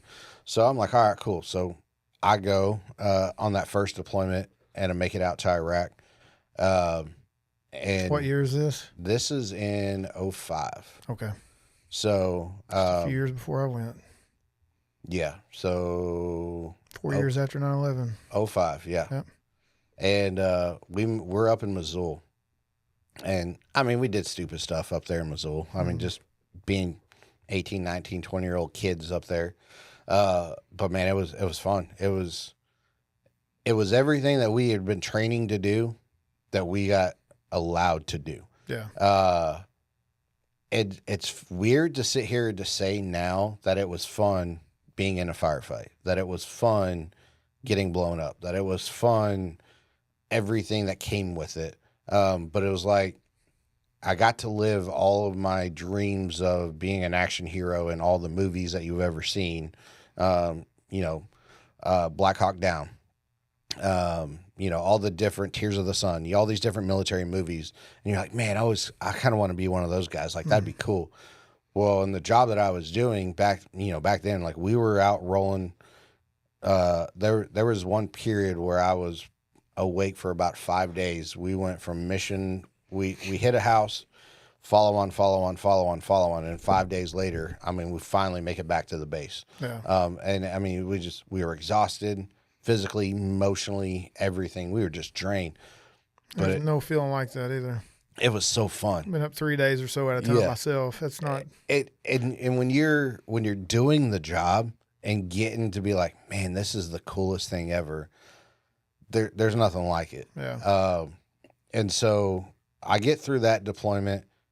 Can I ask you something? Yeah. Sorry. Yeah. When I know that you talk to therapists and stuff, right? Actively still today. Yep. So I told you about when I went to the one I spoke to there briefly. Yep. She told me something that just stuck out in my mind. She said, I don't know how many months you were there your first deployment. I was there for 7. My first one was 7. Okay, so 7 months, and she had said, in 7 months, your brain has, because all the chemicals and the adrenaline that dumps and the dopamine and everything that, so throughout a normal person's span of life, it's a handful of times where that fight or flight, the true adrenaline dump, the real one, not the scared one or the jump scare. Yeah, yeah. There's a difference. Yeah. And some people may never, but a few times their whole life. Yeah. They say if you're going through that once, twice a week or once a day or for 7 months, it's just that constant dump and dump. It rewires stuff. Oh, absolutely. It redistributes, and it's not as balanced as it once was. Yes. And it may never be the same. Yes. Hence medications, therapists, things like that. I just didn't know if you agreed with that, if you'd heard about that. I have heard about that, and I fully agree because that first deployment, and I mean, every one of my deployments, I did 10 total deployments. 7 of them were combat. 3 of them were a deterrence response force type thing, to where we were deployed to a pre-stage area and for a region in case something happened in the region, we could easily respond to different things. So those 3, we weren't getting combat pay. I never saw combat. It was more just training and training locals and stuff like that. So I never really had anything there. Of the 7 combat deployments I've earned, through every 7 of them, there was a moment in time where I almost died in all 7 of them. And one of them in particular, multiple times through that deployment, to where there was one point I was literally thinking to myself as we're in the middle of this firefight, this is it. This is when I'm going to die. Like, this is how I'm going to die. And those thoughts very quickly run into your mind. And some people freeze. Some people are numb to it and don't ever, think about it. Don't even acknowledge that moment happened. For me, I froze for a second, thinking about it like, man, I'm going to die. This is how I'm going to die. Mm-hmm. And then it's the discipline kicked in, the training kicked in. It's like, well, we got to go do, and we got to keep pressing on. So when you make it out of that firefight, it's one of those weird things where we're all sitting around laughing. We're all sitting around joking of, man, I can't believe, like, oh, did you see you? Oh man, I just totally ate it over here. I was, we're running over to behind this building or, behind this boulder or something. And where we were at, like, there was this giant field, and it's not even grass. It's not even, terrain. Right. You got dips and valleys, and it's in the middle of the night.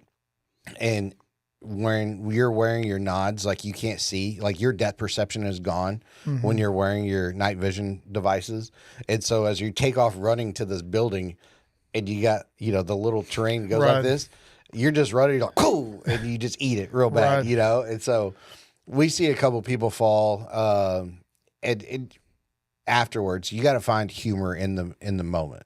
Yeah. And that was our coping mechanism, was finding humor through it.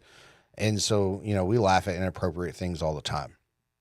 And so that was the moment that I really thought I was going to die. And so through all of these different moments, I have earned in the Air Force, they're called Air Force combat medal badges. And it's very hard in the Air Force to get a combat action medal. And so I have 6 of them. And so when I retired, people were looking at my ribbon rack and they're like, man, like, you don't even have one. Like, you don't just have one, you have 6 of them. Like, I've never seen someone that have that many. I'm like, well, this is how it was when I joined, back in 2003, we were deploying nonstop. And I was going to the dangerous points, and, we were running operations, and, when you've been blown up multiple times, when you've been shot at multiple times, you're in positions to get combat action medals. And so it was hard for regular Air Force people to fathom that you had that. Yeah. And I think my 3rd or 4th deployment was where I really started, all the effects of everything I went through really started kicking in. And so, like you were just talking about, like, all that brain and being rewired and everything. Well, I am diagnosed as having post PTSD with anxiety and anger and depression. And so for me, during my coping mechanism pill to all of this, because it's better now, but if we ever went to the doctor, and especially mental health, if we ever went to mental health, we would lose our controlling status, and we weren't going to be allowed to control. Yeah. For me, I never wanted to stop controlling. It's one of the greatest feelings you'll ever experience in your life, being on the side of a mountain, knowing that you're the one that is directing and controlling a multi-million-dollar asset, to be able to drop a 2,000-pound bomb directly where you told it to drop. And then you are close enough to where you can feel the blast come back and rush through your body as you drop it and you see the explosion go off.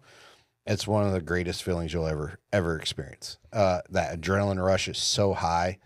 And I never wanted to lose that. I never wanted to stop being the guy on the hill to call in the airstrikes. And so I would do whatever I had to do to ensure that I still got to control. For me, my coping mechanism was alcohol. Seems to be a reoccurring theme in the military, doesn't it? Oh, absolutely. I mean, we lived the rock star lifestyle because we knew that we were doing 6 months on, 6 months off. on paper, that's what it was. But reality was closer to like 7 or 8 months deployed, and you're only home for about 4 or 5 months. And so in those 4 or 5 months, especially after you're going through close call after close call after close call, I never thought I was going to live to retirement. I always thought I was going to die overseas doing the job. So I never lived a life for the future. Yeah. My mentality and my thought process was always, I'm living for the here and now. Yeah. So I would go on whatever trip I wanted to go to. I would party wherever I wanted to party. Chasing women, all the negative bad things that you could do. Like the drink and be merry today because tomorrow we die, or however that goes. Yeah, absolutely. You don't know when you're going to die, so might as well live it up in the moment. Exactly. Yeah. And the only thing, we never, that I never did any drugs. Because that was the line. I knew we got drug tested. Yeah. That was always, it still is a big part of my testimony. Because I thought, man, if we was allowed to do it, there's no telling. I may have done drugs, but like you said, I wanted an honorable discharge. Didn't, after all that, I didn't want to be kicked out of the military over something stupid. Right. But yes, go ahead. And so because of that, drugs was the line. Never once came up to that line because I knew that's going to end my career. Yes. And I'm going to get kicked out and not be able to do what I want to do anymore. Or really work a lot of places. Yeah. And so I would do the partying up to that point and to that line, to where I would go on, week-long benders. And it was drinking to numb the pain. Was it ever fun for a season? All the time. Did it ever make that turn to where it wasn't fun anymore? Kind of. And so it's weird. Like, so I understand going through therapy now and talking to the therapist and being open about it now, they will tell you that alcohol opens those emotions to hit harder. And so you're drinking to numb the pain, but really all you're doing is causing more pain because it's relaxing all of the guards that you have built up. Yeah. And so you're now experiencing all those pains and emotions more. So I was drinking to get past the pain into numbness. And I mean, I was like you, where I could drink 12, 15 beers a day and not even mine. Never noticed it. And it got to the point where now, like, I mean, where I'm at now and where I was then, like, in the drinking aspect of life has been completely different. I would be able to, I desired it. I craved it. I couldn't wait till I got off work so I could go and start drinking again. I couldn't wait.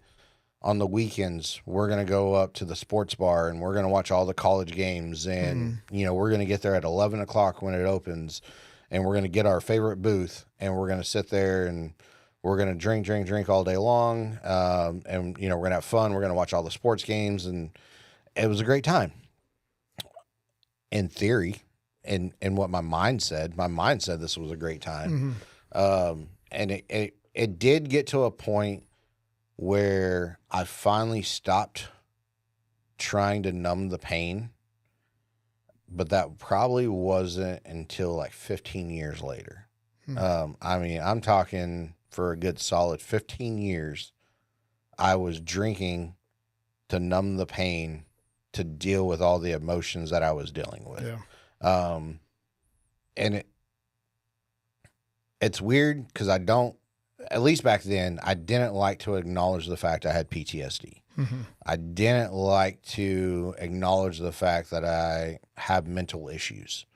And it wasn't until probably, I think it was like 2012, and I was overseas, and I was on vacation with good friends of mine, and they're still some of the best friends that I have to this day. Well, I had an episode that night. Yeah. And they were phenomenal through that episode that I had. I don't think I've ever been violent that I can remember during my episodes. But I do get, I mean, it's very livid. It's very vivid scenes and stuff. And the tears are around, I mean, the cold sweats. I mean, I'm reliving everything, even though we could be talking just like this. I have no idea what you're saying to me. I'm reliving you or somebody else in my vision of what I'm living. And so I went through that, and it was probably one of the worst ones I've ever gone through. And so this person was very good of not freaking out in the moment, of an understanding that I was having an episode, stayed calm through it, helped me stay calm, helped me come back out of it. Yeah. And this person is one of the main reasons that I acknowledged that I did have PTSD. And I was like, no, I'm fine. And they're like, you're not fine. Like, you need to tell people. And I was like, I'm not telling anybody because I still want to control. If I start telling people about this, I'm going to lose my controlling status. Yeah. And so this person, at least for a little while, would still like talk to me then. Like, if you're not going to talk to other people, you're going to at least open up and talk to me. And that way you're not doing your numbing copingisms yourself. Yeah. And so, I'm no longer going to church. I'm no longer reading the Bible. I'm not involved in any shape or form. I had friends that went to church. Right. I had friends that tried to get me to go to church, and I was like, nah, I'm good. I just don't want to do it. One of the things that sucked for me was I'm a very connected person to community. And so when I lived in Dumas, I felt very connected. I felt like I was a part of the community, and I kind of was. I mean, I was very connected in the church. I was connected in school and sports. Like, people knew me around town. So I was very connected to the town. When I was in the military, there was never been a town I've ever lived in that I felt connected, that I felt like it was home, that I felt this is where I belong. It was always a stopping ground and a stopping point. And that's why I felt more at ease and more comfortable overseas than I ever did being in the States. Right. And the only bad thing that we always joked about being overseas was we didn't have any alcohol. But we're like, our lives are easier. I don't have to worry about a mortgage. I don't have to worry about where my things are. I don't have to worry about what I'm going to wear every day. I don't have to worry about getting gas in my vehicle or getting groceries or this and like all the daily life things gone. Yes. I just have to wake up, go to work, do my job, work out, eat, and go to sleep and get to hang out with the boys. If there's a mission, I get to do a mission, and that means I either get to go shoot somebody or I get to go drop bombs. If not, cool. I'm in the gym working out, and we're playing video games in the dorm room or in the hooch, like in our tent area. Like this is great life, and we loved it. I felt more at home, more at peace there. And I enjoyed being able to control who I interacted with. I never talked to anybody. Mom would be the only one that I ever talked to, and I would call her. I did make it a point of habit. I would call Mom once a week just to let her know that, hey, I'm still alive. Yeah. But I never talked to anyone. And it was Mom's responsibility to talk to everybody else. Right. Like, I will talk to you for, 10, 15 minutes at a time, and then you talk to everybody else. And it's funny how from my first deployment to my 10th deployment, how technology changed, and it made it super easy for everyone. So the people are calling, texting all the time. I had a policy where I was like, don't call me. I will call you. Yeah. Because if one, time change difference. Two, yes, you never know what I'm doing.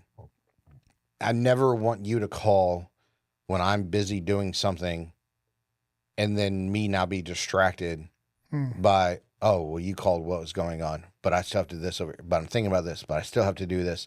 And I never want my mind to be split focused. And so I'm very good at blocking things out.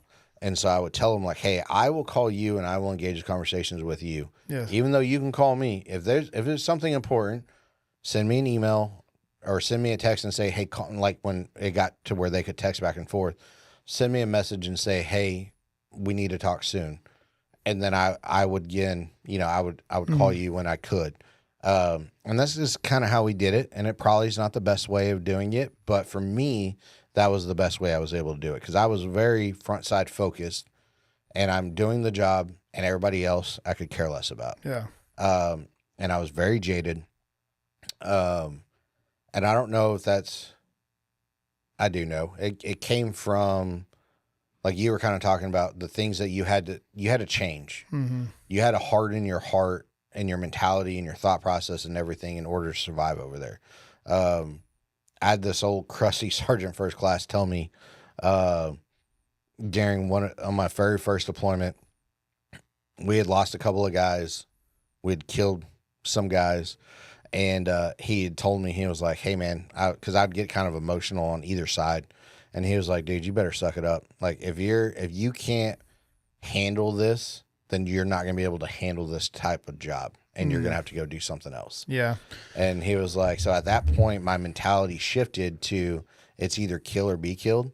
And I became very jaded and very angry and very like, it's not that I hated them as people.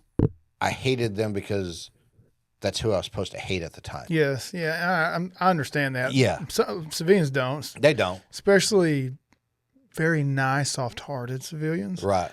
They don't understand, like, you don't have a choice. Yeah. It's not because I innately hate them. It's not it. Yeah. You pretty much more or less train yourself to hate it. And then once you see them be aggression, it's like the first night when I was in Rawa and they said it was Chinese missiles. I don't know what it was. Yeah. But either way, it hit very close to where we were at. And I was on vehicle watch. Yep. And immediately I understood it's like somebody's trying to kill me. I don't care what the color of their skin is or anything else, but they're trying to kill me. But I can label it because I know it's a Middle Eastern person. Yep. And so every time I'd see that, I'd be like, yep, they're a threat. And that's just the way I took it because you had to. Yeah, you have to. Yeah. You have to. To kind of keep yourself safe. If you don't harden yourself, then you get it becomes a point where you become a liability. Yeah. And I never wanted to be a liability to my teammates. And so I embodied the jadedness of the world, and that was just how I was. And I was very good at controlling. I was good at teaching how to do it. I was always thought I was one of the best. We're just cocky that way, but we think that we are the best at doing things, and that was just our mentality and like I'm going to be the best at everything, and that's how it was off work. Like I'm going to be the best at whatever we're doing. Whether we're playing drinking games, whether we were, doing all the bad things that we were doing, I'm going to be the best at it. And so I get to Korea.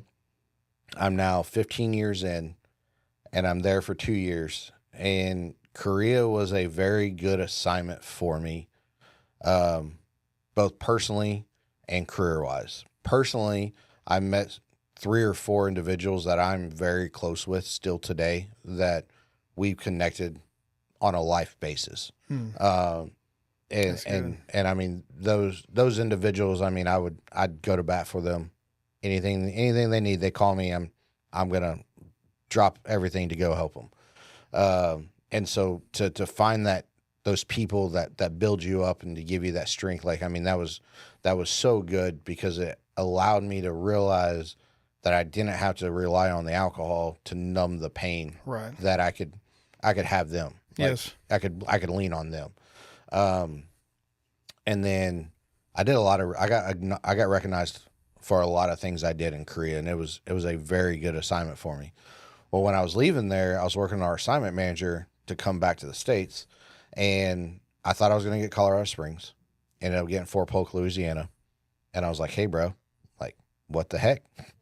Colorado is not Louisiana. Like, what do you mean, man? You don't want to be in the swamps and the humidity? Something happened here, man. Like, I did not want to be there. Yeah. And it was the hardest assignment that I'd ever been at for my career. There was a lot of hiccups there, a lot of setbacks there. It was the worst career-wise assignment of my career. Personally, it was probably the best assignment for my career. Yeah. I had two really good commanders while I lived there that were, one of them in particular was the one that I had when my sister got sick, and he was a family man. He was a devoted Christian. He lost his mother a couple of years ago. And so he understands, family, and wants to protect people and build people up and, relationships. And he was one of the few people that I ever worked with that fully embodied, they always say like mission first, people always. He truly did mean people always. Like, it didn't matter what the mission was. I'm going to take care of my people always. Yeah. And so being there, only being 4 hours to come home, I started coming back here more often, started kind of coming back into church, not because I wanted to, but I was home more often visiting, which meant I came up here because that's what the family was doing. My sister got me to go to her small group classes and stuff, and she got sick, was diagnosed with cancer, and then passed away shortly thereafter. Yeah. I think she got diagnosed in December, found out in December, something like that, and then by July she had passed away. And so having this commander that put family first was like, go home. Yeah. Like, go home. Spend time with your family. My granddad passed away a week before my sister passed away. And so I was already coming back for my granddad's funeral. And then we had my granddad's funeral, and then 2 days later, then my sister died, and then we had my sister's funeral. And so I was up here spending time with the family, helping them, grieving, doing, everything we got to do. And that's when I got to really get to meet Josh. At the time, Micah was here, and that's when I got to meet Micah. Yeah. And it was one of those beautiful blessings that you hated to have to go through, have to live through. Like, losing a sister, like you never want to have that experience. Yeah. But because of her death, she brought me back to Christ.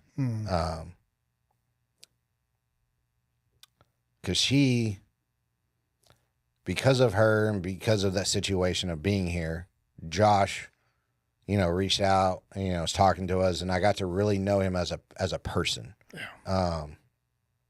And so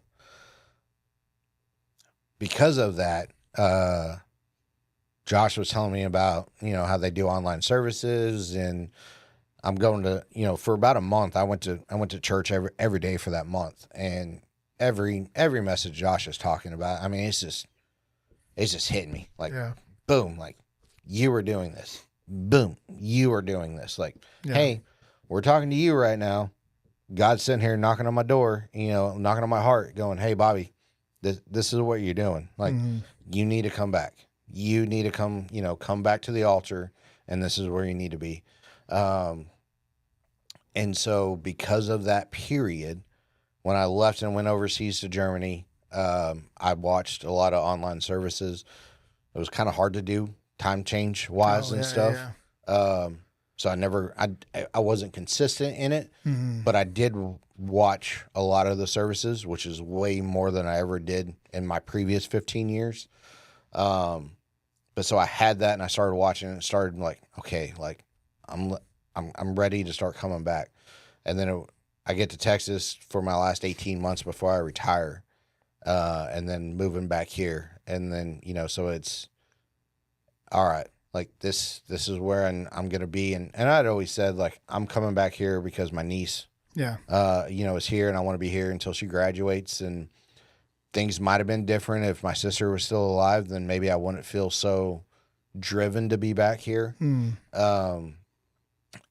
But I'd always said, like, that was the reason I was coming back here. And it wasn't until the summer, like all the different events that we've done, all the different guest speakers we've had, talking about strategic places and, the guys down in New Orleans and doing the evangelistic, all that stuff that we're doing there. And every message we're going through, God's sitting there talking to me going, this is you. Yeah. Like, this isn't for the kids. Like, yes, they need it. They need to hear it, but you need to tune in as well. Yeah. So the one that really got me was down in New Orleans when he was talking about, being baby Christians and, the milk versus the meat and stuff. And I was like, I've read that before. I've heard that before, the brain knowledge. Like, I knew all of that. But to have him that night, it was like, this is you. Right. You've been a Christian for years, but you're still a baby Christian. Why are you still a baby Christian? Like, why have you not progressed in your relationship with me? Right. Why have you not reached out? And like, I've been here the whole time. Yeah. For 20 years, for 21 years, I've been sitting here with my hand held out. And for 21 years, you're just snacking it away, just smacking it away. Right. Like, no, I don't want you. No, I don't need you. I've been here, I'm still holding it out. And finally, it's like, I see it. Like, everything I was doing. Now, I still stumble. I still fall. The internal demons that I have are still there. One of the things the therapist told me that I have to cope with and I have to come to understanding with is my anxiety, my anger, my depression, and my PTSD is always going to be there. There's no cure for it. What I need to do is learn how to manage and control it. And so the world tells you, well, you got this medication you can take, and I'm sure it works, and I'm sure it does. I'm so addicted to different things. I was addicted to drinking. I was addicted to smoking. I was addicted to dipping. Like, I get very addicted to things. Right. Yeah. And so I know if I go and start taking medication, I'm going to get addicted. Yeah. And so for me personally, I have to be reliant on God to help me through those demons and through all those moments and doubts and everything I got. Yeah. And so what has helped me over the last year is knowing who my true core people are. Yeah.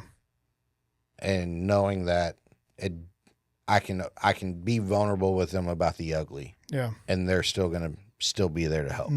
So the demons part of it, I used to think that exact same thing because of my past. And I think, well, everybody has old demons, same demons, new day, that type of thing. Yeah. And I'll tell you something that this was a year or two ago. Was having a conversation. I can't remember which pastor I was talking to. Obviously, it wasn't Josh because I can't remember who I was talking to. I feel like it was somebody from Sims, Texas. I'm not sure. Yeah. I was talking about what we're talking about. And it's true. I just never thought about it this way. When Jesus enters your life and the Holy Spirit takes over, they can't exist there, but we're still human. We still remember everything. It's like carrying that. And I know what you mean. It's like demon it's not an actual literal demonic spirit inside of you, but it's a scar. And it's when that scar, hasn't totally healed. And I guess what the therapist saying, it'll never be gone. It'll always be fresh. Yeah. You just got to learn how to cope with when it gets touched, when that nerve gets struck. Yeah. It's like, how am I going to react to it? Right. Because it's going to hurt. Oh, absolutely. It's going to suck. Yeah. But how am I going to react to it whenever that cord gets struck? Exactly. You know what I mean? Yeah.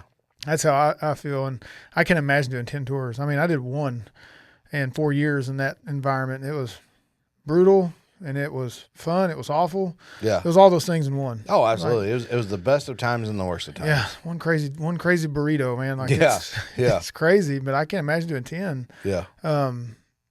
Yeah, if you got anything else, man, I'm good. Like, I mean, no, I'm not finished. I'm saying if you're good with this, I'm good with moving. That's where you're at. Yeah.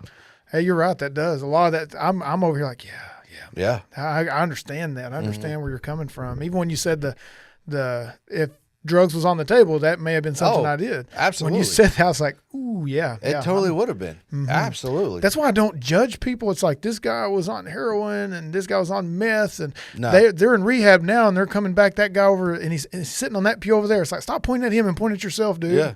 Like, that could have been me. That could have been you. It would have been. That's what I'm saying. Yeah. Like, I'm very careful to not sit there and those people, because I could easily have been those people. Yeah. And in my heart, I'm still those people. And for me, we're all sinners. I mean, I understand there are programs to help people with addiction, and there's programs that are out there to help veterans with addiction. Yes.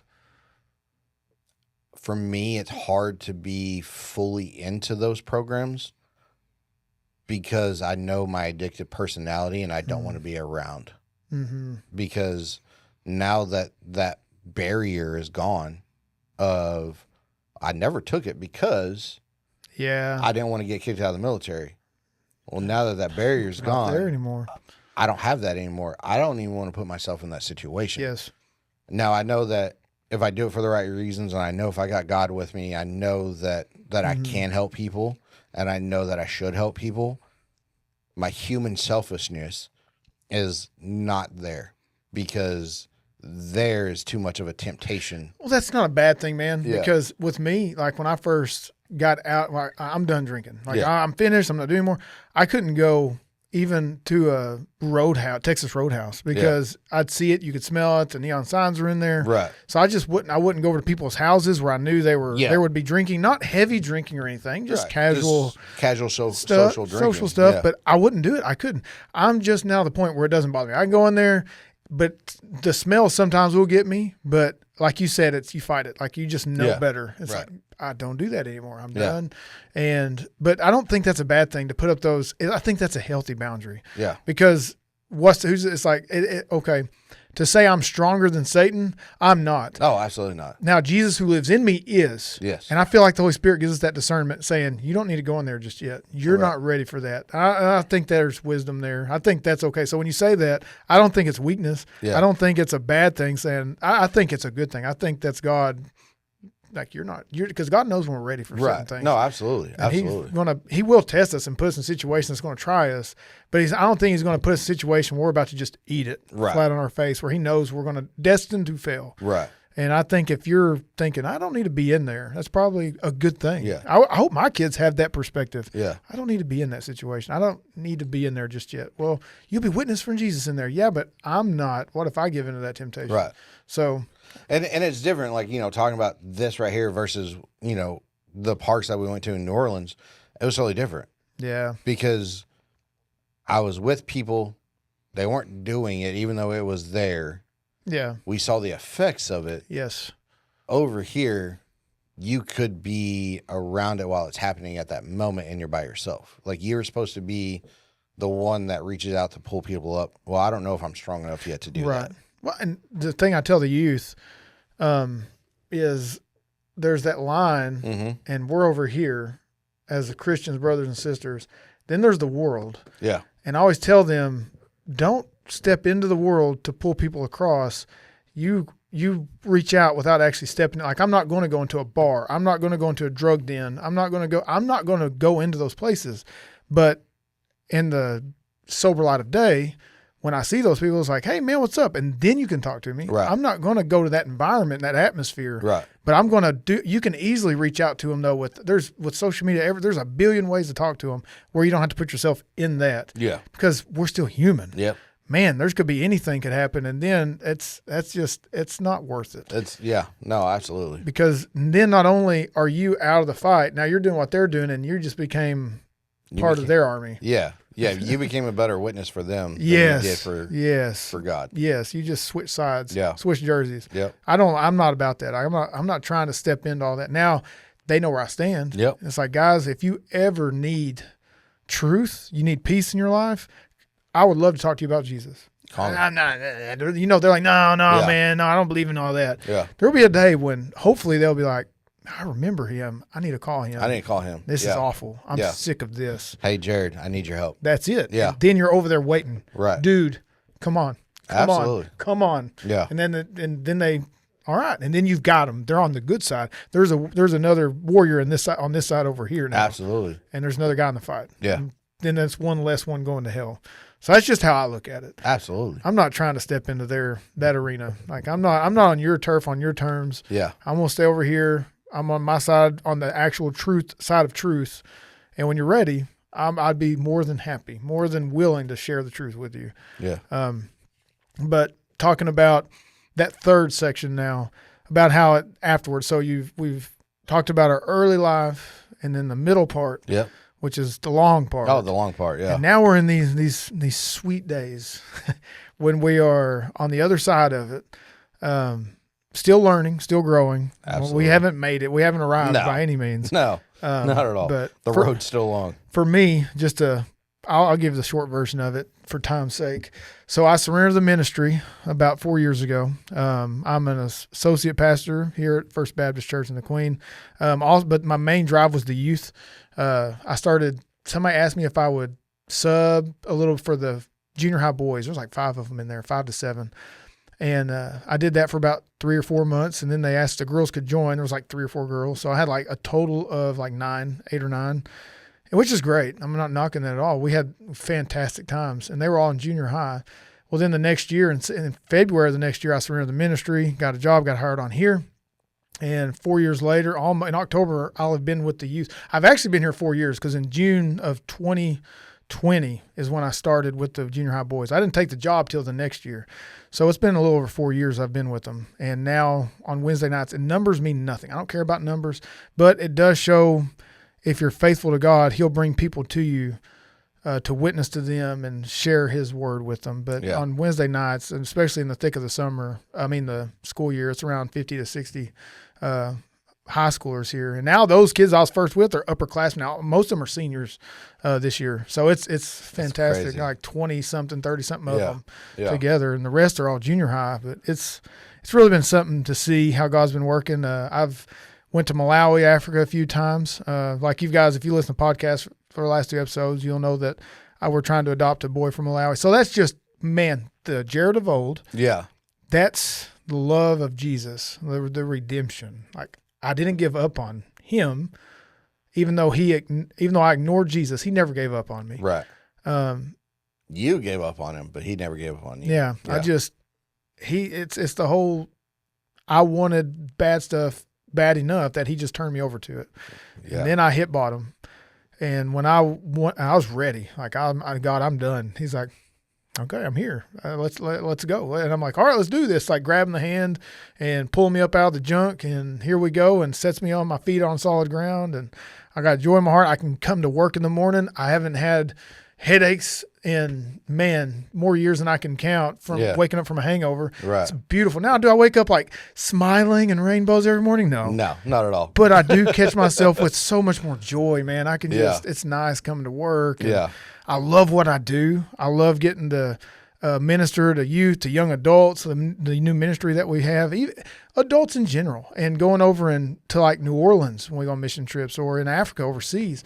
Just getting to do God's work, and it's endless. Like there's endless opportunity to share the gospel. Right. So the future's bright. I love it. Like starting this podcast so we can share that hope. So we can share the transformative change that only Jesus can bring.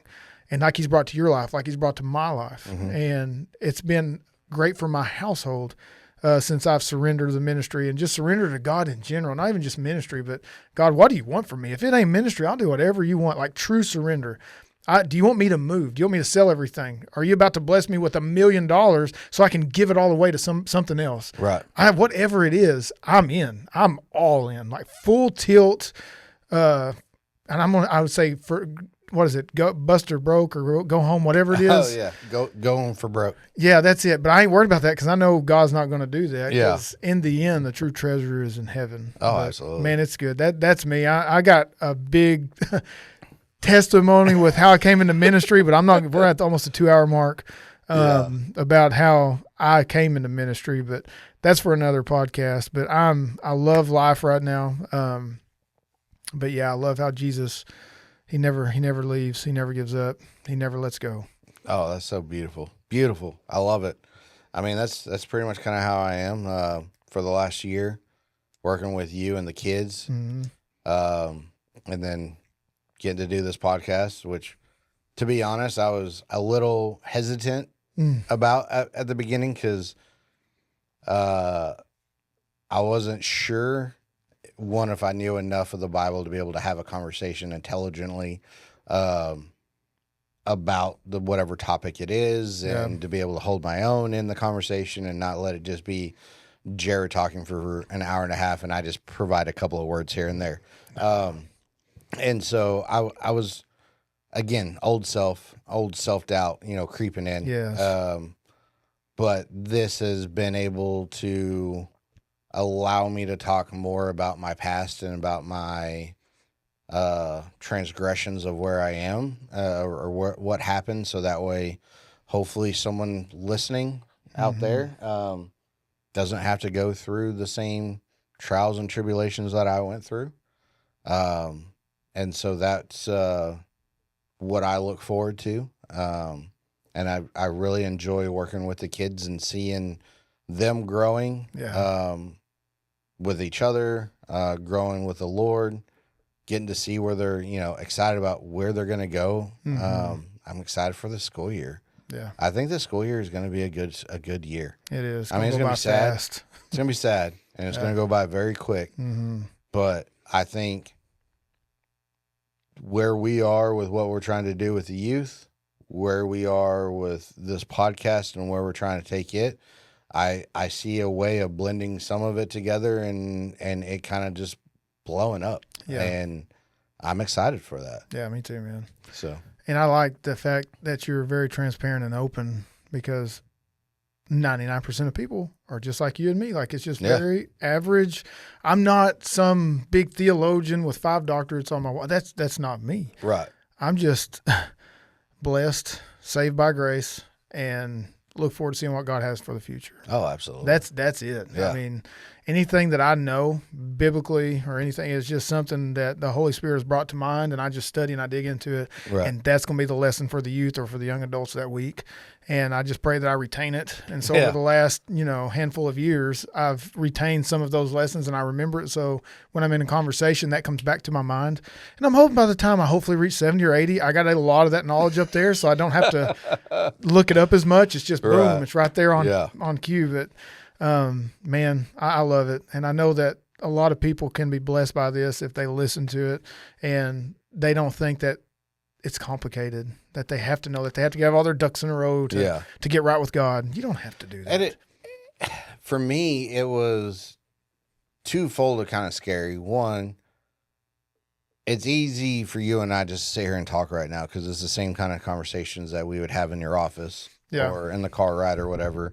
We're just doing it in a room that's being recorded with big lights in our face. Yeah, big lights. Hey, lights. And a table, but yeah. So that way people can be a part of our conversations. Yeah.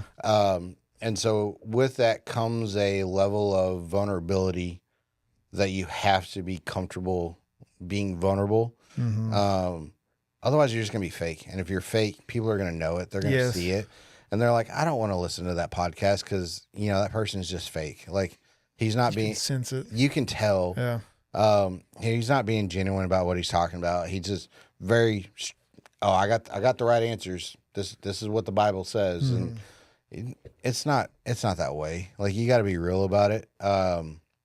So being hesitant at first about being that vulnerable with people. Yeah.